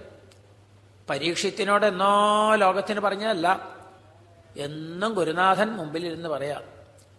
അപ്പൊ അത് നിരന്തരം വിചാരം ചെയ്താൽ വളരെ വളരെ വ്യത്യാസം വരും ആളുകൾക്ക്, ആർക്കാണെങ്കിലും. ശരിയായിട്ടുള്ള ബോധം വരാൻ കുറച്ചധികം വിഷമമുണ്ട്. അതൊരല്പസമയം ചിന്തിച്ചു, പിന്നെ ആഴ്ചയിൽ ഒരിക്കൽ ചിന്തിച്ചു, അതുകൊണ്ടൊന്നും കാര്യമില്ല. എപ്പോഴും നിരന്തരമായിട്ട് ഇങ്ങനെ ശീലിച്ചിട്ടുണ്ടെങ്കിൽ ആ ഒരവസ്ഥയിലേക്ക് ജ്ഞാനമുണ്ടാവും. വിജ്ഞാനം വരാൻ കുറേയും കൂടി, അനുഭവജ്ഞാനം വരാൻ കുറേയും കൂടി അധികം വേണ്ടി വരും. ഏതായാലും വളരെ വളരെ ആളുകൾക്ക് മാറ്റം വരും. തെറ്റിദ്ധാരണ കൊണ്ടാണ്, ഈ ശരീരത്തെ വെച്ചുകൊണ്ടാണ് ഞാൻ സ്ത്രീയാണ്, ഞാൻ പുരുഷനാണ്, ഞാൻ ബാലൻ, ഞാൻ വൃദ്ധൻ, രോഗി എന്തെല്ലാം പറയണു. ആത്മചൈതന്യത്തിന് ഇത് വല്ലതുണ്ടോ? ഇതൊന്നുമില്ല. അത് സർവവ്യാപി, എല്ലാ ദിക്കിലും വ്യാപിച്ച് ഒരു പരമമായ ചൈതന്യം. ഇതാണ് മനസ്സിലാക്കേണ്ടതെന്ന് പറയും. അതുകൊണ്ട് ആത്മാവ് അജനാണ്, അമരനാണ്. ഈ ശരീരമല്ല അങ്ങ്. ഇന്നേക്ക് 7 ദിവസം മുമ്പ് അങ്ങക്ക് അങ്ങനെ ഒരു വിചാരം ഉണ്ടായിരുന്നു, ഇപ്പൊ അത് ബോധ്യം വന്നില്ലേ എന്ന് ചോദിച്ചു.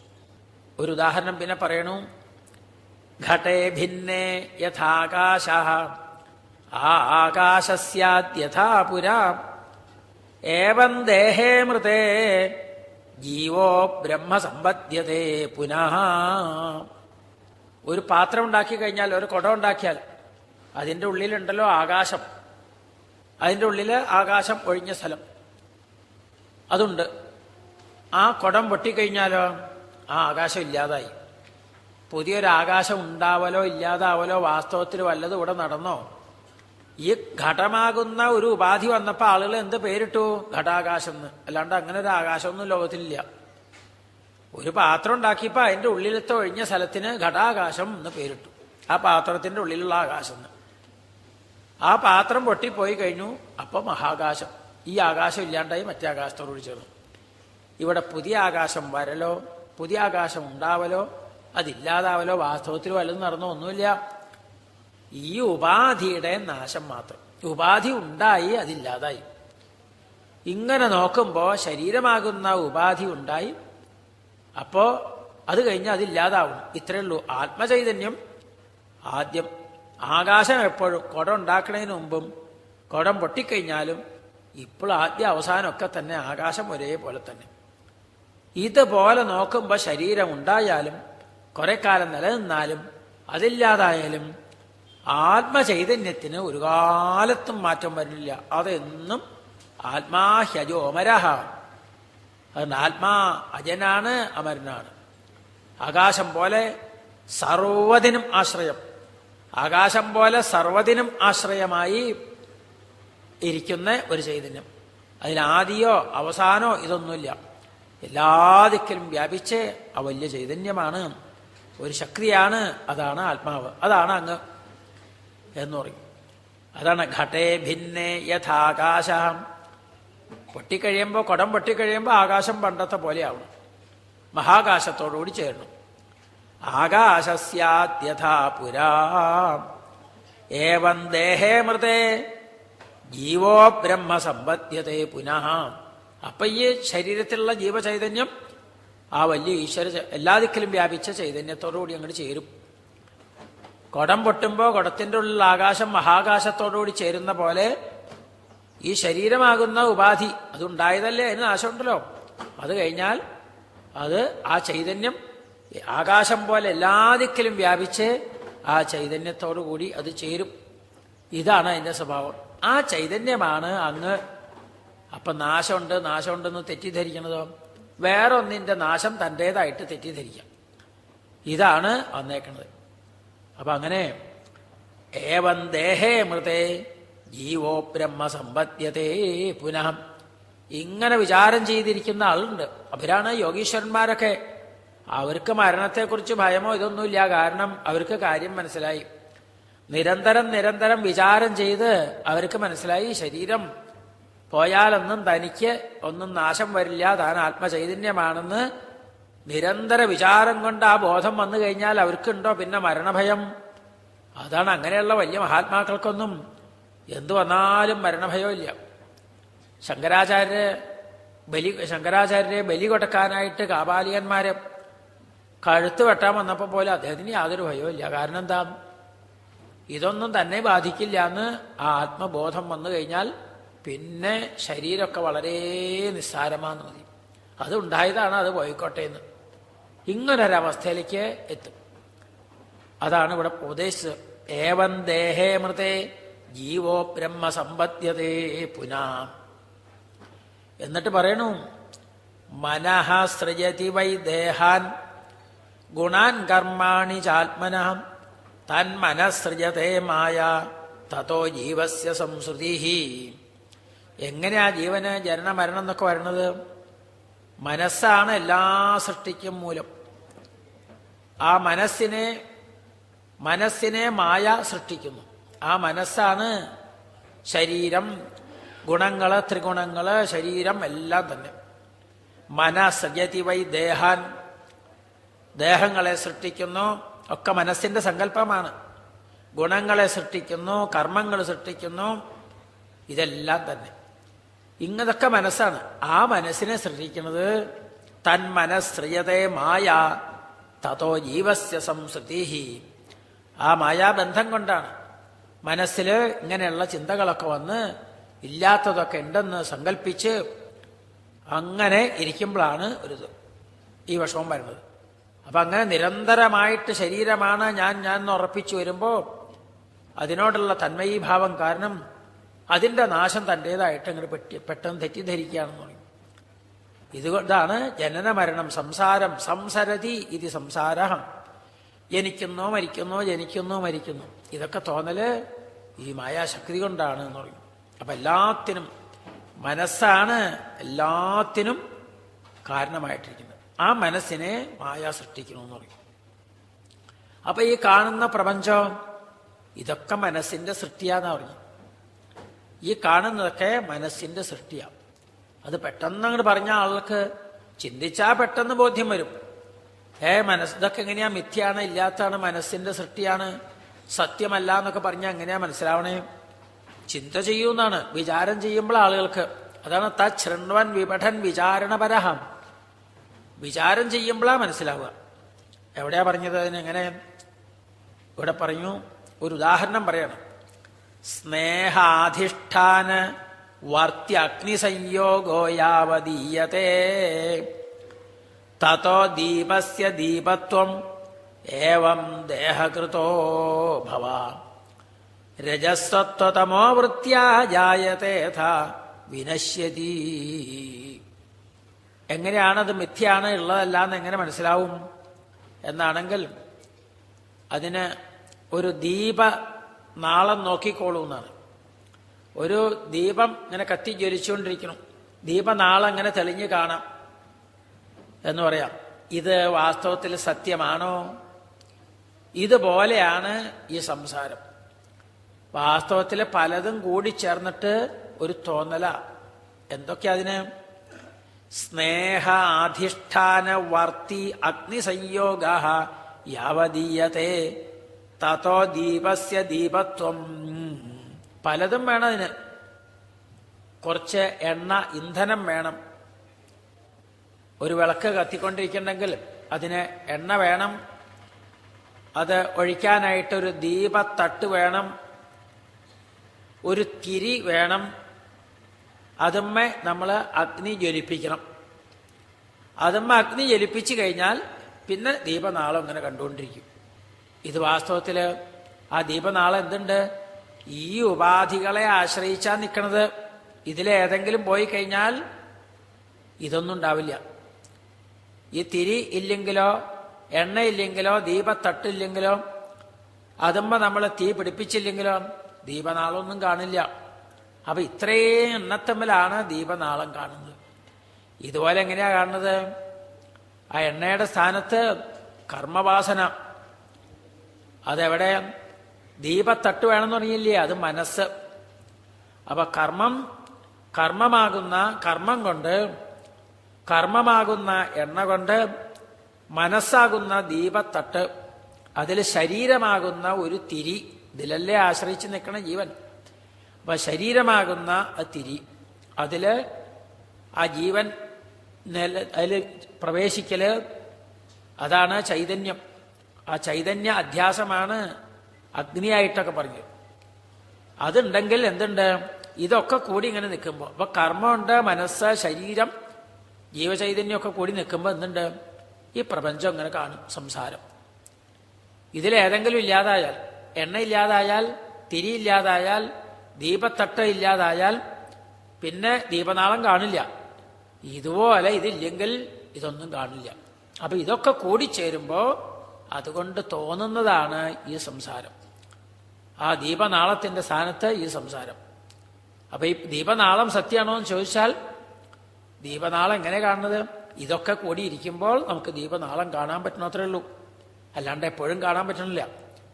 ഇതുപോലെ വിചാരം ചെയ്താൽ ഈ പ്രപഞ്ചം ഉണ്ടെന്ന് തോന്നുന്നത് ഇതെല്ലാം കൂടി വന്നപ്പോഴാണ്.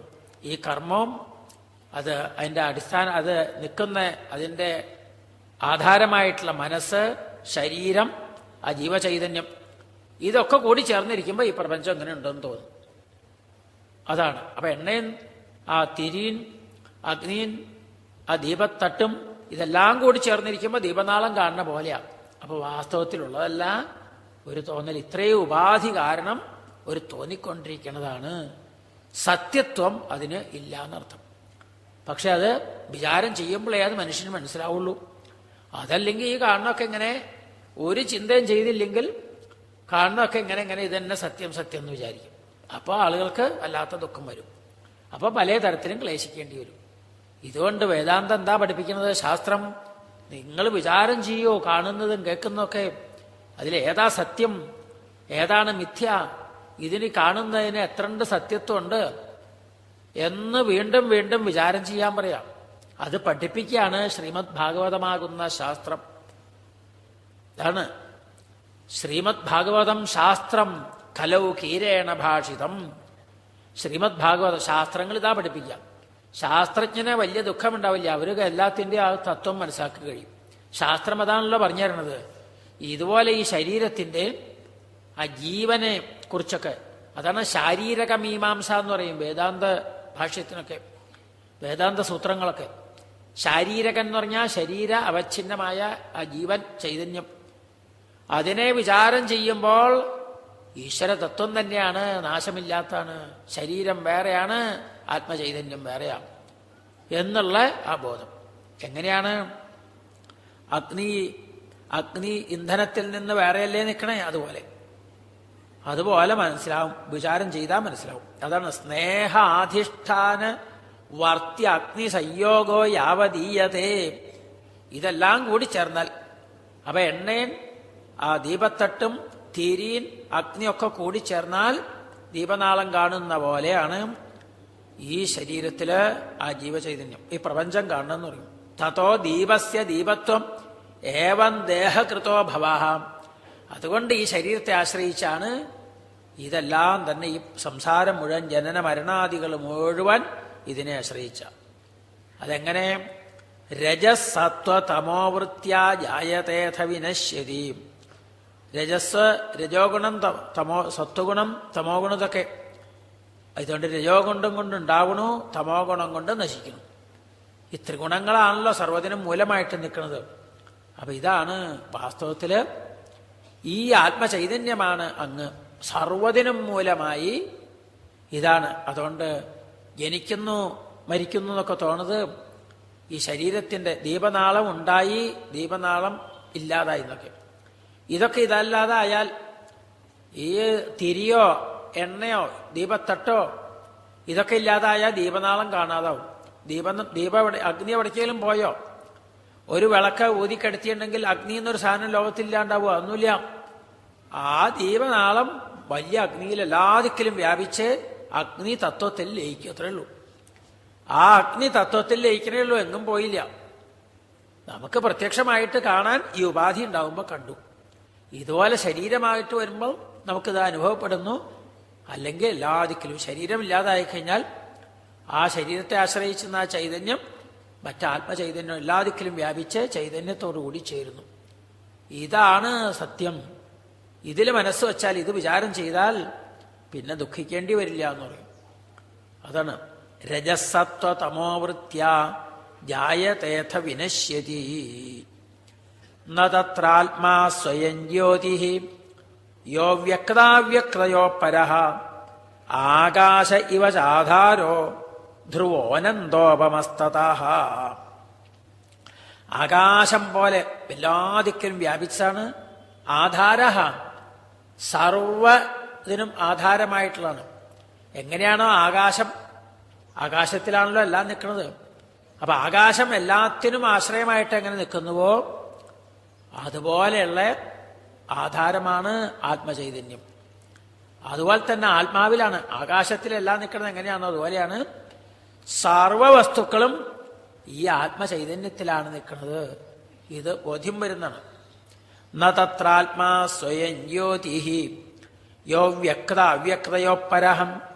ഈ സ്ഥൂലത്തിൽ നിന്നും സൂക്ഷ്മത്തിൽ നിന്നൊക്കെ ആശ്രയിച്ച് ഇതിനൊക്കെ ആശ്രയമായിട്ട് നിൽക്കുന്നത് ആ സാക്ഷാൽ ആത്മചൈതന്യമാണ്. ധ്രുവ നിത്യമായിട്ടുള്ളതാണ്. അനന്തോപമ അതിനോട് ഉപമിക്കാനായിട്ട് യാതൊന്നുമില്ല. ആത്മചൈതന്യത്തോട് ഉപമിക്കാൻ വേറൊരു ചൈതന്യത്തിനും പറ്റില്ല. അത് അവസാനമില്ലാത്തതാണ്, ആദിയില്ലാത്തതാണ്, സർവവ്യാപിയാണ്. ആകാശം അങ്ങനെയാണ്. ആകാശത്തിന്റെ ആദി അന്തം കണ്ടുപിടിക്കാൻ പറ്റുമോ? എത്ര സഞ്ചരിച്ചാലും അങ്ങനെ ആകാശത്തിന്റെ അന്തം കാണില്ല. അപ്പൊ സർവ്വതിനും ആശ്രയം എങ്ങനെ ആകാശം, അതുപോലെയുള്ള ആത്മചൈതന്യമാണ് സർവ്വതിനും ആശ്രയമായിട്ട് നിൽക്കുന്നത്, എല്ലാത്തിനും ആധാരമായിട്ട് നിൽക്കുന്നത്. ആ തത്വത്തിൽ നിന്ന് അന്യമായിട്ട് മറ്റൊന്നുമില്ലാന്ന് നിരന്തരം നിരന്തരം വിചാരം ചെയ്യൂ പരീക്ഷിത്തെ എന്ന് ശുഖബ്രഹ്മർഷി അതിന് അവിടെ ഉപദേശിച്ചു കൊടുക്കാം. ഇതാണ് അറിയേണ്ടത്. അപ്പോ ന തത്രാത്മാ സ്വയം ജ്യോതി യോ വ്യക്ത അവ്യക്തയോ പരഹ. ആത്മാവ് സ്വയം പ്രകാശനാണ്. അതുകൊണ്ട് എന്തുണ്ട്? സ്ഥൂല സൂക്ഷ്മങ്ങളായിട്ടുള്ള ദേഹങ്ങളിൽ നിന്നെല്ലാം ഭിന്നമായിട്ട് ആകാശ ഇവ. ഉദാഹരണം അതാ. ആകാശത്തിന് ഒന്നിനോടും ബന്ധമൊന്നുമില്ല, എല്ലാം ആകാശത്തിലാണ് നിൽക്കണേ. അതുപോലെ ആത്മാവിന് ഒന്നിനോടും ബന്ധമൊന്നുമില്ല, എല്ലാം ആത്മാവിലാണ് നിലനിൽക്കണം പറയും. എല്ലാത്തിനും ആധാരമാണ്, അത് ധ്രുവമാണ്, വികാരമില്ലാത്തതാണ്, അങ്ങനെയുള്ളതാണ്. അനന്തോപമഹ, അനന്തമാണ്, സർവവ്യാപിയാണ്, ഉപമിക്കാൻ വേറെ ഒന്നുമില്ല. ഇതുപോലെ എങ്ങനെ ഉണ്ടാവുന്നു? ആകാശത്തോട് ഉപമിക്കാൻ ആകാശം മാത്രമേ ഉള്ളൂ, ഇങ്ങനെയുള്ളതാണ്. ഇതാണ് ആത്മചൈതന്യം. അങ്ങനെയുള്ള ആത്മാവ് അതിന് നാശമില്ലാത്തതാണ്. ആ നാശമില്ലാത്ത ആത്മാവാണ് അങ്ങ്, ഈ ശരീരമല്ലാട്ടോ എന്ന് വീണ്ടും വീണ്ടും. അപ്പൊ ദീപം ഇല്ലാതാവുമ്പോ ജ്വാല മാത്രമേ ഇല്ലാതാവുള്ളൂ. അപ്പൊ ദീപം ഇല്ലാതാവുമ്പോൾ ദീപജ്വാല മാത്രം നശിക്കും. അഗ്നി ചൈതന്യം, അഗ്നി ചൈതന്യം എല്ലാ ദിക്കിലുണ്ട്. എവിടുന്ന് വന്നോ അവിടെ തന്നെ ഉണ്ട്, എല്ലാ ദിക്കിലുണ്ട്. ആ ദീപനാളം, വിളക്ക് കെട്ടുമെന്ന് പറഞ്ഞാൽ ആ ദീപനാളം നമ്മൾ അഗ്നി ഇല്ലാതായി എന്ന് പറഞ്ഞാലും അഗ്നി തത്വം ഇല്ലാതാവണില്ല, ആ ദീപനാളം ഇല്ലാതായി. ഉപാധി ഇല്ലാതായപ്പോൾ അത് കാണാതായി എന്ന് മാത്രമല്ലാതെ ഒന്നുമില്ല എന്നാണ്. അതാണ് മുഴുവനും. അപ്പൊ എല്ലാ ദിക്കിലും നിറഞ്ഞിരിക്കുന്ന ഉപാധി ഇല്ലാതായി, ആ ദീപനാളം ഇല്ല, കാണാതാവുമ്പോ എല്ലാ ദിക്കിലും വ്യാപിച്ച് അഗ്നിതത്വത്തിൽ എങ്ങനെ ലയിക്കുന്നുവോ അതുപോലെ ഈ ശരീരം ഇല്ലാതായാൽ ആ ആത്മചൈതന്യം എല്ലാ ദിക്കിലും വ്യാപിച്ച ആത്മചൈതന്യത്തിൽ ലയിക്കും. അതാണ് വാസ്തവത്തിൽ ഈ ഞാൻ, അഹം, ആ തത്വമാണ് അങ്ങ്. അതല്ലേ തത്വമസി എന്ന് പറഞ്ഞു കൊടുക്കണേ. ഈ ചൈതന്യമാണെന്ന് നിരന്തരം ഉറപ്പിച്ചു കഴിഞ്ഞാൽ പിന്നെ ആ ആൾക്ക് ദുഃഖമേ വരില്ല. ഇതിലെ മനസ്സ് വയ്ക്കൂ എന്ന് പറയണേ. അപ്പൊ ആത്മാവ് അത് കാര്യകാരണങ്ങൾക്കും അതുപോലെ തന്നെ വ്യക്തം അവ്യക്തം ഇതിനൊക്കെ അതീതമാണ്, ആകാശം പോലെ ഉള്ളതാണെന്ന് പറയും. ഏവമാത്മാനമാത്മസ്ഥം ആത്മനൈവാമൃഷപ്രഭോ ബുദ്ധ്യാ അനുമാനഗർഭിണ്യ വാസുദേവാനുചിന്തയാ. മറ്റ് ശാസ്ത്രത്തിൽ അങ്ങനെ പറയില്ല, ഭക്തിയെക്കുറിച്ച് പറയില്ല. ഇത് ഭഗവാനെ വിചാരിച്ചുകൊണ്ട്, ഭഗവത് വിചാരം കൊണ്ട്, വാസുദേവാനുചിന്തയാ, ആ ഭഗവാനുള്ള ഭക്തിയുണ്ട്, അനുമാനം പ്രമാണം കൊണ്ട് നോക്കൂ, നാശമില്ലാത്ത മനസ്സാവെന്ന് പറയും. അല്ലയോ രാജാവേ, ആത്മസ്ഥം ദേഹാദികളായിട്ടുള്ള ഉപാധികളിൽ നിന്നെല്ലാം വേറിട്ട് നിൽക്കുന്ന ആത്മാവിനെ വാസുദേവാനുചിന്തയാ, ഭക്തിയോടുകൂടി നോക്കൂ, അന്വേഷിക്കൂ, എന്നാ കണ്ടെത്താൻ പറ്റുമെന്ന് പറയും. ആത്മാവ് നാശരഹിതനാണ്, ദേഹാദി സംഘാതത്തിലൊന്നും അതിനോടൊന്നും അതിന് ബന്ധമില്ല, അതിൽ നിന്ന് വേറിട്ട് നിൽക്കുന്നതാണ് എന്ന് വിചാരം ചെയ്യൂ എന്ന് പ്രത്യേകം പറഞ്ഞു കൊടുത്തു. അപ്പൊ എന്താണ് അനുമാനം? ബുദ്ധ്യാ അനുമാനഗർഭിണ്യ, അനുമാനം കൊണ്ട് മനസ്സിലാക്കാൻ പറഞ്ഞത് എന്നാണെങ്കിൽ ദൃശ്യങ്ങൾക്ക് നാശം, ദ്രഷ്ടാവിന് നാശമില്ല എന്നുള്ള തത്വം മനസ്സിലാക്കിയോളൂ. അത് പെട്ടെന്ന് ആൾക്ക് മനസ്സിലാക്കാൻ പറ്റും. എന്തെങ്കിലും ഒന്ന് കണ്ടുകൊണ്ടിരിക്കുമ്പോൾ ആ വസ്തു നശിച്ചാൽ കാണുന്ന ആൾക്ക് നാശം വരണില്ലോ. ഇതുപോലെ ശരീരത്തെ പോലും അറിഞ്ഞുകൊണ്ടിരിക്കുന്ന ആളാണ് അങ്ങ്. അങ്ങാണ് ദ്രഷ്ടാവ്, അങ്ങയ്ക്ക് നാശമില്ല, മറ്റെല്ലാം ദൃശ്യമാണ് എന്ന് വച്ചോളൂ, ഉള്ളിൽ ഉറപ്പിച്ചോളൂ എന്ന്. എന്നിട്ട് പറയണു, ചോദിതോ വിപ്രവാക്യേന, അങ്ങയ്ക്കൊരു വിചാരം, തക്ഷകൻ വരുന്നല്ലേ, ചോദിതോ വിപ്രവാക്യേന നത്വാം ധക്ഷിതി തക്ഷക. തക്ഷകൻ അങ്ങേ വല്ലതും ചെയ്യാൻ പറ്റുമോ? ഒന്നും ചെയ്യാൻ പറ്റില്ല. എന്താത്? മൃത്യവോ നോപധക്ഷ്യന്തി മൃത്യൂനാം മൃത്യുമീശ്വരം. മൃത്യുവിന്റെ മൃത്യുവാണ് ആത്മാവ്. ആ ആത്മാവാണ് മറ്റെല്ലാം നടത്തിക്കൊണ്ടിരിക്കുക. മൃത്യുവിന്റെ പോലും മൃത്യു പോലും ഏതിനെയാണോ ഭയപ്പെടുന്നത് ആ ആത്മചൈതന്യമാണ് അങ്ങ്. അപ്പൊ അങ്ങയെ ഒന്നും ചെയ്യാനായിട്ട് മൃത്യുവിനൊന്നും പറ്റില്ല. തക്ഷകനൊന്നും അങ്ങേ സ്പർശിക്കാൻ പോലും പറ്റില്ല. ശരീരത്തെ എന്തെങ്കിലും ചെയ്യാൻ പറ്റും.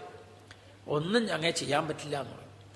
എന്നിട്ട് പറയണു, എന്നിട്ട് എന്ത് വേണം അത് ഉറപ്പിക്കാനായിട്ട്? അഹം ബ്രഹ്മ പരം ധാമ ബ്രഹ്മാഹം പരമം പദം. ഞാനാണ് അഹം ബ്രഹ്മ പരം ധാമ, ഞാൻ ബ്രഹ്മമാണ് എന്ന് ബോധിക്കുക. ഈ നാശമില്ലാത്ത എന്നും അങ്ങനെ ആദിയോ അന്തമോ ഒന്നുമില്ലാത്ത അജനും ജനിക്കാത്തതും അതുകൊണ്ട് തന്നെ മരണരഹിതനും ഒക്കെയുള്ള ആ ചൈതന്യമാണ് താൻ എന്ന് വിചാരിച്ചു കഴിഞ്ഞാൽ അപ്പൊ എന്തുണ്ട്? ബാക്കി ദുഃഖമൊക്കെ ഇല്ലാതായി. അപ്പൊ പിന്നെ ദുഃഖമൊന്നുമില്ല, ശരീരത്തിനാ ദുഃഖമൊക്കെ എന്ന് ബോധം വന്നു. അത് തന്നെയാണ് താനെന്നും കൂടി വിചാരം ചെയ്യാം. അപ്പൊ എന്തുണ്ട്? ആത്മസാക്ഷാത്കാരം കിട്ടി, അപരോക്ഷാനുഭൂതി എന്ന് പറയും. ഈ ഒരവസ്ഥയിലേക്ക് എത്താനായിട്ട് പറ്റും. അതാണ് അഹം ബ്രഹ്മ പരംധാമ ബ്രഹ്മാഹം പരമം പദം. എങ്ങനെ മനസ്സ് ഉറപ്പിച്ചു വെച്ചോളൂ, എന്നാ പിന്നെ അങ്ങ് ഒന്നിനെയും കാണില്ല, ആത്മചൈതന്യത്തിൽ നിന്ന് അന്യമായിട്ട് ഒന്നിനെയും കാണില്ല. ദശന്തം തക്ഷകം പാദേ ലേലിഹാനം വിഷാനനൈഹി ന ദ്രക്ഷ്യസി ശരീരം ച വിശ്വം ച പൃഥഗാത്മനഃ. അങ്ങനെ മനസ്സാക്കി കഴിഞ്ഞാൽ, ആത്മചൈതന്യം മാത്രമേ ഉള്ളൂ എന്ന് മനസ്സാക്കി കഴിഞ്ഞാൽ പിന്നെ എവിടെ തക്ഷകൻ? പിന്നെ തക്ഷകനും ഇല്ല, ഒന്നുമില്ല. ആത്മാവിൽ നിന്ന് അന്യമായിട്ട് ശരീരവും ഇല്ല, തക്ഷകനും ഇല്ല, ഒന്നുമില്ല. എത്ര ആഭരണം ഉണ്ടെങ്കിലും സ്വർണം കൊണ്ടുണ്ടാക്കിയ എല്ലാ ആഭരണവും സ്വർണം തന്നെ. അപ്പൊ വേറെ നേഹ നാനാസ്തി പലതില്ല എന്നൊരവസ്ഥയിലേക്ക് എത്തും ഈ ആത്മചൈതന്യം. അപ്പൊ സ്വർണം മാത്രമേ ഉള്ളൂ എന്ന് ബോധം വരും. അതേവരെ കാണുമ്പോൾ ഇത് കടകമാണ്, ഇത് കുണ്ടലമാണ്, ഇത് വേറൊന്നാന്ന് പറയും. 100 ആഭരണങ്ങള്. പക്ഷേ സ്വർണം മനസ്സാക്കി കഴിഞ്ഞാൽ എല്ലാ ദിക്കിലും വ്യാപിച്ചത് സ്വർണ്ണ പോലെ ആത്മചൈതന്യത്തിൽ നിന്ന് അന്യമായിട്ട് മറ്റൊന്നുമില്ല. അതാണ് ഞാൻ. എന്നിൽ നിന്ന് അന്യമായിട്ട് തക്ഷകൻ പോലുമില്ല. രണ്ടാമതൊന്നുണ്ടെങ്കിലല്ലേ ഭയമുള്ളൂ. ദ്വിതീയാദ്വൈ ഭയം. 2 വസ്തു ഉണ്ടെങ്കിൽ ഒന്നൊന്നിനെ ബാധിക്കും. അങ്ങാകുന്ന ആത്മചൈതന്യം മാത്രമേ ഉള്ളൂ. എന്നിൽ നിന്ന് അന്യമായിട്ട് മറ്റൊന്നുമില്ല എന്ന് നിരന്തരം വിചാരം ചെയ്ത് ഉറപ്പിച്ചാൽ അങ്ങ് പിന്നെ എവിടെയാ ഭയപ്പെടാനുള്ളത്? യാതൊരു ഭയവും വരില്ല. മനസ്സുറപ്പിച്ചോളൂ, ഒന്നിനെയും വേറെ കാണില്ല എന്ന് പറയും. ഏതത്തെ അപ്പൊ ഒന്നും ചെയ്യാൻ പറ്റില്ല. അങ്ങേ സ്പർശിക്കുമ്പോൾ തക്ഷകനല്ലാതായി മാറും. കാന്തത്തിന്റെ അടുക്ക വന്നാൽ ഇരുമ്പ് തരികളൊക്കെ കാന്തമായിട്ട് മാറും. സമുദ്രത്തിൽ ചെന്ന് ചേർന്ന് കഴിഞ്ഞാൽ എല്ലാ നദികളും സമുദ്രമായി മാറും. അങ്ങ് ഇത് യാതൊരു സംശയം കൂടാതെ ഈ ആത്മചൈതന്യമാണ് താൻ എന്ന് വിചാരിച്ച് അതിൽ മനസ്സ് വെച്ചാൽ ശരീരത്തെ മറക്കും. മനസ്സുകൊണ്ട് ഒരേ സമയത്ത് 100 കാര്യം ചിന്തിക്കാൻ പറ്റില്ല. ഒന്ന് ചിന്തിച്ച് അതോപേക്ഷിച്ച് വേറൊന്ന് ചിന്തിച്ച് വേറൊന്ന്, ഇങ്ങനെ മാറി മാറിയാ. ഈ തത്വത്തിൽ മനസ്സുറപ്പിച്ചു കഴിഞ്ഞാൽ അങ്ങ് മറ്റൊന്നിനെയും കാണില്ല, യാതൊരു ഭയവും ഇല്ല, തക്ഷകനും ഇല്ല, ഒന്നുമില്ല. അങ്ങക്ക് ആ മനസ്സ് അതിൽ ഉറപ്പിക്കാൻ പറ്റുന്നുണ്ടോ? ഏതത്തെ കഥിതം താതാം. ഇതെല്ലാം അങ്ങ് ചോദിച്ചില്ലേ ആദ്യം തന്നെ? എന്താ മനുഷ്യൻ കേൾക്കണ്ടേന്നല്ലേ ചോദിച്ചത്? ഇതാണ് കേൾക്കേണ്ടത്. 1-ാം സ്കന്ധത്തില് 19-ാമത്തെ അധ്യായം ചോദിച്ചില്ലേ? എന്താ മനുഷ്യന്റെ, എന്താ യശ്രോതവ്യം അഥോ ജപ്യം? ഈ തത്വത്തെയാണ് അറിയേണ്ടത്. ഇതാ കേൾക്കേണ്ടത്. ആ കേൾക്കേണ്ടതാണ് ഇപ്പൊ അങ്ങേ കേൾപ്പിച്ച്. ഇതിൽ നിന്ന് പരമായിട്ട് ഒരു മനുഷ്യന് കേൾക്കേണ്ടതായിട്ടൊന്നുമില്ല. എന്തെല്ലാം കേട്ടാലും ആ കേൾവി പൂർണ്ണമാവണമെങ്കിൽ, കേട്ടത് പൂർണ്ണമാവണമെങ്കിൽ, അതിന്റെ ഫലമാവണമെങ്കിൽ ഇത് കേൾക്കണം. ഇതാണ് സർവശാസ്ത്രസാരം. സർവ ഉപനിഷത്തിൻ്റെയും സർവ വേദാന്ത ഗ്രന്ഥങ്ങളുടെയും സർവശാസ്ത്രങ്ങളിലെ സാരം ഇതാണ്. പരീക്ഷിത്തെ ഇതാ അങ്ങക്ക് പറഞ്ഞു തന്നു. ഏതത്തെ കഥിതം താതാം യഥാത്മാ പൃഷ്ടവാൻ നൃപാ ഹരേർ വിശ്വാത്മനശ്ചേഷ്ടാം കിം ഭൂയ ശ്രോതുമിച്ഛസി. ഭഗവാന്റെ അത്ഭുത ലീലയിൽ കൂടെ, അതാണ് ശ്രീമദ് ഭാഗവത്തിന്റെ വിശേഷം. നേരിട്ട് ശാസ്ത്രം അങ്ങോട്ട് പറയല്ല ചെയ്തത്, ഭഗവത് കഥയിൽ കൂടെ വലിയ ഗഹനമായ ചരിത്രം, ആ വേദാന്ത തത്വം മുഴുവൻ. ഉത്തരമീമാംസ എന്ന് പറയലോ, പൂർവമീമാംസ ഉത്തരമീമാംസ. വേദാന്തത്തിന് ഉത്തരമീമാംസ എന്ന് പേരുണ്ട്. നിരന്തരം വിചാരം ചെയ്യലും, ജീവനെക്കുറിച്ച് വിചാരം ചെയ്ത് കഴിയുമ്പോ ജീവോ ബ്രഹ്മൈവ ന അപരഹാം. ആ ആത്മചൈതന്യം ഉണ്ടായതല്ല, അതിന് യാതൊരു വികാരമില്ല, അതിന് നാശമില്ല. അതിലാണ് കോടാനുകോടി ശരീരങ്ങള് സാർവതും ഉണ്ടായി നിലനിന്ന് അതിൽ തന്നെ വിലയം പ്രാപിക്കുന്നു. അതൊക്കെ മിഥ്യയാണ്, വാസ്തവത്തിലുള്ളതല്ല. ഈ ഒരു ബോധം മനുഷ്യന് വരും. അതാണ് ഭാഗവതം പഠിപ്പിച്ച്, കഥയിൽ കൂടെ പഠിപ്പിച്ച്. അതാ പ്രത്യേകത, ശ്രീമദ് ഭാഗവതത്തിന്റെ പ്രത്യേകത. ആദിമധ്യാവസാനേഷു വൈരാഗ്യാഖ്യാന സംയുതം. ഏത് കഥ എടുത്തു നോക്കിയാലും വിഷയങ്ങളൊക്കെ മിഥ്യയാണെന്നും അതിൽ നിന്നും മനുഷ്യന് സുഖം കിട്ടില്ല എന്നും ശരിയായിട്ട് ഭഗവാനെ ഭജിക്കുമ്പോൾ ആത്മതത്വത്തെ അറിയുമ്പോഴേ സുഖം കിട്ടുള്ളൂ എന്ന് മനുഷ്യന് ബോധം വരും. ഇതാണ് ശ്രീമദ് ഭാഗവതം പഠിപ്പിക്കണമെന്നാണ്. ഇങ്ങനെ ഇതാ ഭഗവാന്റെ എല്ലാം ചരിത്രങ്ങളും പറഞ്ഞു കേൾപ്പിച്ചു. ഹരേർ വിശ്വാത്മനശ്ചേഷ്ടാം കിം ഭൂയ ശ്രോതുമിച്ഛസി. ഇനിയും വല്ലതും അങ്ങയ്ക്ക് അറിയണമെന്ന് ആഗ്രഹമുണ്ടോ? ഉണ്ടെങ്കിൽ ചോദിച്ചോളൂ. എന്തെങ്കിലും സംശയം ഉണ്ടെങ്കിൽ ചോദിച്ചോളാൻ പറയും. ഇത്രയും കേട്ടപ്പോഴാണ് ഇങ്ങനെ ഗുരുനാഥൻ എല്ലാം പറഞ്ഞു കൊടുത്ത് എല്ലാ സംശയങ്ങളും തീർത്തു കൊടുത്തു. ഇത് കേട്ടപ്പോൾ അറിയേണ്ടതെല്ലാം അറിഞ്ഞു കഴിഞ്ഞു. പിന്നെ എവിടെ സംശയം? എങ്കിലും പിന്നെ അവസാനം വീണ്ടും ചോദിച്ചു. ഇത്രയും പറഞ്ഞ് ശുഖബ്രഹ്മർഷിക്കും വലിയ തൃപ്തിയായി പറഞ്ഞു. വലിയ ഭാഗ്യം കൊണ്ടാണ് അങ്ങേ കാണാൻ കഴിഞ്ഞത്. ഇത് ഉപദേശിച്ചു തരാനായിട്ട്. അതാണ് ഒരു ഗുരുവിനെ കിട്ടാന്ന് പറഞ്ഞാൽ എത്രയോ അജ്ഞാനമാകുന്ന അന്ധകാരം.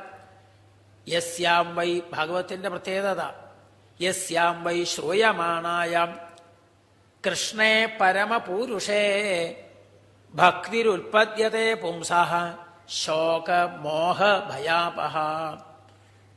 മോഹം, തെറ്റിദ്ധാരണ, ശരീരത്തില് ഞാൻ എന്നുള്ള തെറ്റിദ്ധാരണ, അതൊക്കെ ഇല്ലാതാക്കുന്നതാണ് ശ്രീമദ് ഭാഗവതം. എത്രയോ ഭഗവാന്റെ വലിയ അനുഗ്രഹം കൊണ്ടാണ് അങ്ങേ കാണാൻ കഴിഞ്ഞത്.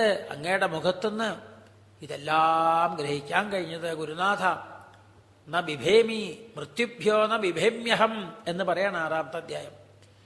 എല്ലാ ഭയവും ഇല്ലാതായി അങ്ങ് ആ ശരിയായിട്ടുള്ള ജ്ഞാനം ഉപദേശിച്ചു തന്നൂലോ, തത്വബോധം ഉണ്ടാക്കി തീർത്തില്ലേ? ആ ജീവൻ തന്നെയാണ് ഈശ്വരൻ എന്നുള്ള ബോധം ഉണ്ടാക്കി തീർത്തില്ലേ? അതാണ് ഞാൻ എന്നുള്ള ബോധം ഉണ്ടാക്കി തീർത്തില്ലേ? എൻ്റെ എല്ലാം വിഷമം തീർന്നു. എന്നിൽ നിന്ന് അന്യമായിട്ട്, അങ്ങ് പറഞ്ഞ പോലെ എന്നിൽ നിന്ന് അന്യമായിട്ട് മറ്റൊന്നിനെ ഞാൻ കാണാനില്ല. ആ ആത്മചൈതന്യം മാത്രം, ഏകമേവ അദ്വിതീയം എന്നുള്ളൊരവസ്ഥ, ഇത് മാത്രമേ കാണുന്നുള്ളൂ. തക്ഷകനെയും കാണുന്നില്ല, മൃത്യൊന്നുമില്ല എന്നുള്ളൂ. ഈ ഒരു അവസ്ഥയിലേക്ക് എത്താനായിട്ട് പറ്റിയ ശുഖബ്രഹ്മർഷിയുടെ ആ ഗുരുവിൻ്റെ അപാരമായിട്ടുള്ള മഹിമ കാരണം അതെത്തിക്കഴിഞ്ഞു. ഇത് കേട്ടപ്പോഴാണ് ഗുരുവിന് സന്തോഷമായി. ശിഷ്യന്റെ ആ സംശയമൊക്കെ തീർന്നൂലോ, മൃത്യുഭയം ഇല്ലാതാക്കി കൊടുക്കാൻ കഴിഞ്ഞൂലോ. ശുഖബ്രഹ്മർഷിക്കും വലിയ സന്തോഷമായി. എന്നിട്ട് ഒരു എന്താ കേൾക്കേണ്ടതെന്ന് ചോദിച്ചില്ലേ? അവിടുന്ന് ഇനി പ്രത്യേകം ഒന്നും കേൾക്കേണ്ടതില്ല, എങ്കിലും അവിടുന്ന് അനുഗ്രഹിക്കണം എന്ന് പറഞ്ഞു. എന്താ അത്? ഇതെല്ലാം ഉപേക്ഷിച്ച് ഈ മനസ്സിനെ, ശുദ്ധമായ മനസ്സിനെ ആ ആത്മചൈതന്യത്തിൽ അങ്ങോട്ട് ലയിപ്പിക്കാൻ, പ്രവേശ്യ വിസർജാമ്യസൂൻ, അതിലങ്ങോട്ട് ലയിപ്പിക്കാനായിട്ട് അവിടുത്തെ ഒരു അനുഗ്രഹം വേണമെന്നു. എന്തിനാ ലയിപ്പിക്കണേ? ഈ ജ്ഞാനം ഉണ്ടായാൽ പോരെ, ഇങ്ങനെ വെച്ചുകൊണ്ടിരിക്കരുത് എന്നാണെങ്കിലും അതിൻ്റെ ആവശ്യമില്ല. ഇനി അത്രയും എത്തിക്കഴിഞ്ഞപ്പോൾ ഇനി അതിൽ ലയിപ്പിക്കുകയുള്ളൂ. ഈ ശരീരം വെച്ചുകൊണ്ടിരിക്കേണ്ട ആവശ്യമില്ല. ജീവൻ മുക്താവസ്ഥയിലൊക്കെ വേണമെങ്കിൽ ഇരിക്കാം, അതൊന്നും ആവശ്യമില്ല. അതിൽ ലയിപ്പിക്കാനായിട്ട് ഗുരുനാഥ അവിടുത്തെ അനുഗ്രഹം വേണേ എന്ന് പറഞ്ഞ് പ്രത്യേകമായിട്ട് പ്രാർത്ഥിക്കാം. അതെല്ലാം അനുഗ്രഹിച്ചു. ശുഖബ്രഹ്മർഷി അവിടുന്ന് പോവുകയും ചെയ്തു. ഏതാനും ശിഷ്യന്മാരോട് കൂടിയിട്ടാണല്ലോ വന്നത്. ഇത് ഉപദേശിച്ചു കൊടുത്ത് അവിടുന്ന് അങ്ങോട്ട് പോവുകയും ചെയ്തു.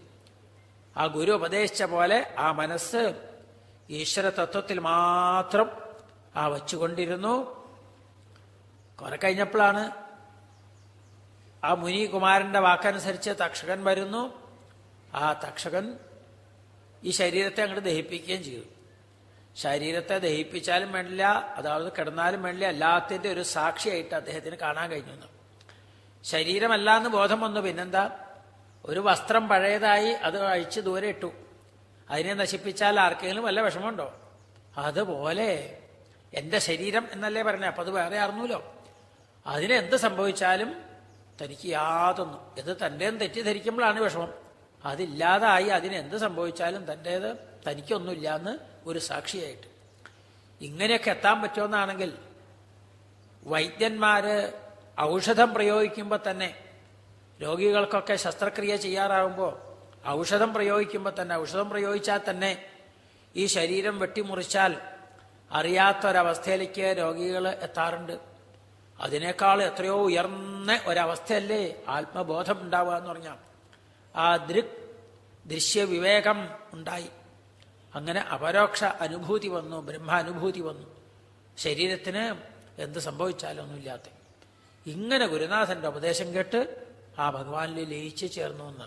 അപ്പൊ ആരാണോ ഈ ഭാഗവതം കേൾക്കുന്നത്, ഇങ്ങനെ ഓരോ ഭാഗം ആദ്യം മുതൽ അവസാനം വരെ ഏത് ഭാഗം എടുത്താലും നല്ലൊരു വേദാന്ത ഗ്രന്ഥം. ആ തത്വം അറിഞ്ഞിട്ടുണ്ടെങ്കിൽ മറ്റ് ഗ്രന്ഥങ്ങളൊന്നും പഠിച്ചാൽ ദുഃഖമില്ലാതാവില്ല. ഒക്കെ മനസ്സിനെ വിനോദിപ്പിക്കാന്നുള്ളൂ. വേദാന്തം പഠിക്കുമ്പോൾ അങ്ങനെയല്ല. ശോകമോഹഭയാപഹ, ശോകം ഇല്ലാതാക്കും, താപത്രയങ്ങളെ ഇല്ലാതാക്കും, മോഹം ശരീരം ഞാൻ എന്നുള്ള തെറ്റിദ്ധാരണ ഇല്ലാതാക്കും, നരകാദി ഭയങ്ങളെ ഇല്ലാതാക്കും. ഇങ്ങനെ ഇല്ലാതെ അതാണ് യസ്യാം വൈ ശ്രൂയമാണായാം കൃഷ്ണേ പരമപൂരുഷേ ഭക്തിരുൽപദ്യത്തെ പുംസാഹ. ഭക്തി ഉണ്ടാവുന്ന. അപ്പൊ ഇവിടെ ജ്ഞാനമാണല്ലോ ഉപദേശിച്ചത്. ഈ ഭക്തിയും ജ്ഞാനവും വാസ്തവത്തില് രണ്ടല്ല. മനസ്സിന് ശുദ്ധി വന്ന് നാനാത്വഭ്രമം ഇല്ലാതാവുന്ന ഒരവസ്ഥയാണ് ഈ ജ്ഞാനം എന്ന് പറഞ്ഞാലും ഭക്തി എന്ന് പറഞ്ഞാലും. അപ്പൊ ഭക്തി എന്ന് പറഞ്ഞു ജ്ഞാനം വേറെയാണെന്ന് വിചാരിക്കേണ്ട, ഒന്ന് തന്നെ. അപ്പൊ ഭക്തി കൊണ്ട് ഈ അവസ്ഥയിലേക്ക് എത്തുന്ന പറഞ്ഞാൽ ജ്ഞാനം എന്ന് പറഞ്ഞാലും ഒക്കെ ഒന്ന് തന്നെയാണ് വാസ്തവത്തില്. ഈ ഭാഗവതം വേണ്ട പോലെ അതാണ് സദാസേവ്യ ശ്രീമദ് ഭാഗവതീ കഥ. ആദ്യം മുതൽ കേട്ട് അവസാനം കൂടി ആവുമ്പോഴേ പൂർണ്ണമാവുള്ളൂ. പറയാനുള്ളത് അവസാനമാണ് പറയണത്. അത് കേൾക്കാൻ, ഈ ഉപദേശം കേട്ടാൽ ഗ്രഹിക്കാറാവാനാണ് അതേവരെയുള്ള എല്ലാ കഥകളും വേണ്ട. അപ്പം അത്രയും വിശേഷമായിട്ടുള്ള ഒരു ഗ്രന്ഥമാണ്. നമ്മൾ ഭഗവാന്റെ വലിയൊരു അനുഗ്രഹം കൊണ്ട് ആദ്യം മുതൽ ഇവിടെ കേട്ടുകൊണ്ടിരിക്കുന്നത്. ഇനിയും അങ്ങനെയുള്ള ഉപദേശങ്ങളാണ്. ജ്ഞാനകാന്ഡത്തിന്റെ മുഴുവൻ സാരമാണല്ലോ ആ ഏകാദശ സ്കന്ധമൊക്കെ. അത് കഴിഞ്ഞ് ദ്വാദശ സ്കന്ധമാകുമ്പോൾ ആ മഹാവാക്യങ്ങളുടെ ഉപദേശം പോലെ എല്ലാം ഉപസംഹരിക്കുന്നത്. അതുകൊണ്ട് അതൊക്കെ എത്രയോ ഭാഗ്യം കൊണ്ട് ഭഗവാന്റെ അനുഗ്രഹം കൊണ്ട് നമുക്ക് കേൾക്കാൻ കഴിയുന്നു. ഒരു നിമിഷം നേരം പോലും എന്തെങ്കിലും ഒരല്പസമയം നല്ല വിചാരം ചെയ്യാൻ, ആത്മവിചാരം ചെയ്യാൻ, ശാസ്ത്രവിചാരം ചെയ്യാൻ കഴിഞ്ഞാൽ അത് വലിയൊരു ഭാഗ്യം, ഭഗവാന്റെ ഒരു അനുഗ്രഹമായിട്ട് കാണാം. വീണ്ടും വീണ്ടും നമുക്ക്. അപ്പൊ ഇന്നത് കേൾക്കല്, ഈ ഗ്രന്ഥം, അപ്പൊ ഈ ഒരു അധ്യായം നമ്മൾ ഇന്ന് ഈ സത്രത്തിനെ അനുസ്മരിച്ചുകൊണ്ട് ഈ ചെറിയൊരു അധ്യായം 13.5 ശ്ലോകമേ ഉള്ളൂ. അതൊന്ന് ഹൃദിസ്ഥമാക്കുക. അതിൻ്റെ അർത്ഥങ്ങളൊക്കെ ഇടയ്ക്കൊന്ന് വായിച്ചു നോക്കുക. അത് ആളുകൾക്ക് അതിനൊരു ശ്രദ്ധയാവട്ടെ. നമുക്ക് ഇതിൻ്റെ ഒരു ഓർമ്മയായിട്ട് ഈ അധ്യായം നമുക്ക് കൂടുതൽ പഠിച്ച് ഇനിയൊരു തവണ കേൾക്കുമ്പോൾ ഇതിനേക്കാൾ കൂടുതലായിട്ട് ഗ്രഹിക്കാനായിട്ട് പറ്റും. അങ്ങനെ നമ്മൾ വായിച്ച് കേട്ട ഭാഗങ്ങളൊക്കെ കൂടുതൽ ചിന്തിച്ച് ഉള്ളിൽ ഉറപ്പിക്കാൻ എല്ലാവർക്കും ഒരു അനുഗ്രഹം ഉണ്ടാവട്ടെ എന്ന് പ്രാർത്ഥിച്ച്, അതിന് എല്ലാവർക്കും അതിൽ ഭഗവാൻ അനുഗ്രഹിക്കട്ടെ, അതിന് ശ്രദ്ധ തരട്ടെ എന്നൊക്കെ പ്രാർത്ഥിച്ചുകൊണ്ട് ഇതിനവസാനം തന്നെ ആ ഭഗവാന്റെ ഭാഗത്തിൽ നമസ്കരിച്ചുകൊണ്ട് എല്ലാവർക്കും മംഗളം പ്രാർത്ഥിച്ചുകൊണ്ട് ഇവിടെ സമർപ്പിക്കുന്നു. വിശ്വാനി ദേവസവിതർദുരിതാനി പരാസുവാഹ യദ്ഭദ്രം തന്ന ആസുവാഹ മാന ഏകസ്മിന്നാഗസിമാദ്വയോരുതത്രിഷു വധീർമാശൂരഭൂരിഷു നമോ മഹദ്ഭ്യോ നമോ അർഭകേഭ്യോ നമോ യുവഭ്യോ നമ ആശിനേഭ്യ യജാമദേവാൻ യദി ശക്നവാമമാജ്യായ സശംസമാവൃക്ഷിദേവാ നമോ മഹദ്ഭ്യ. സർവത്ര ഗോവിന്ദനാമ സങ്കീർത്തനം.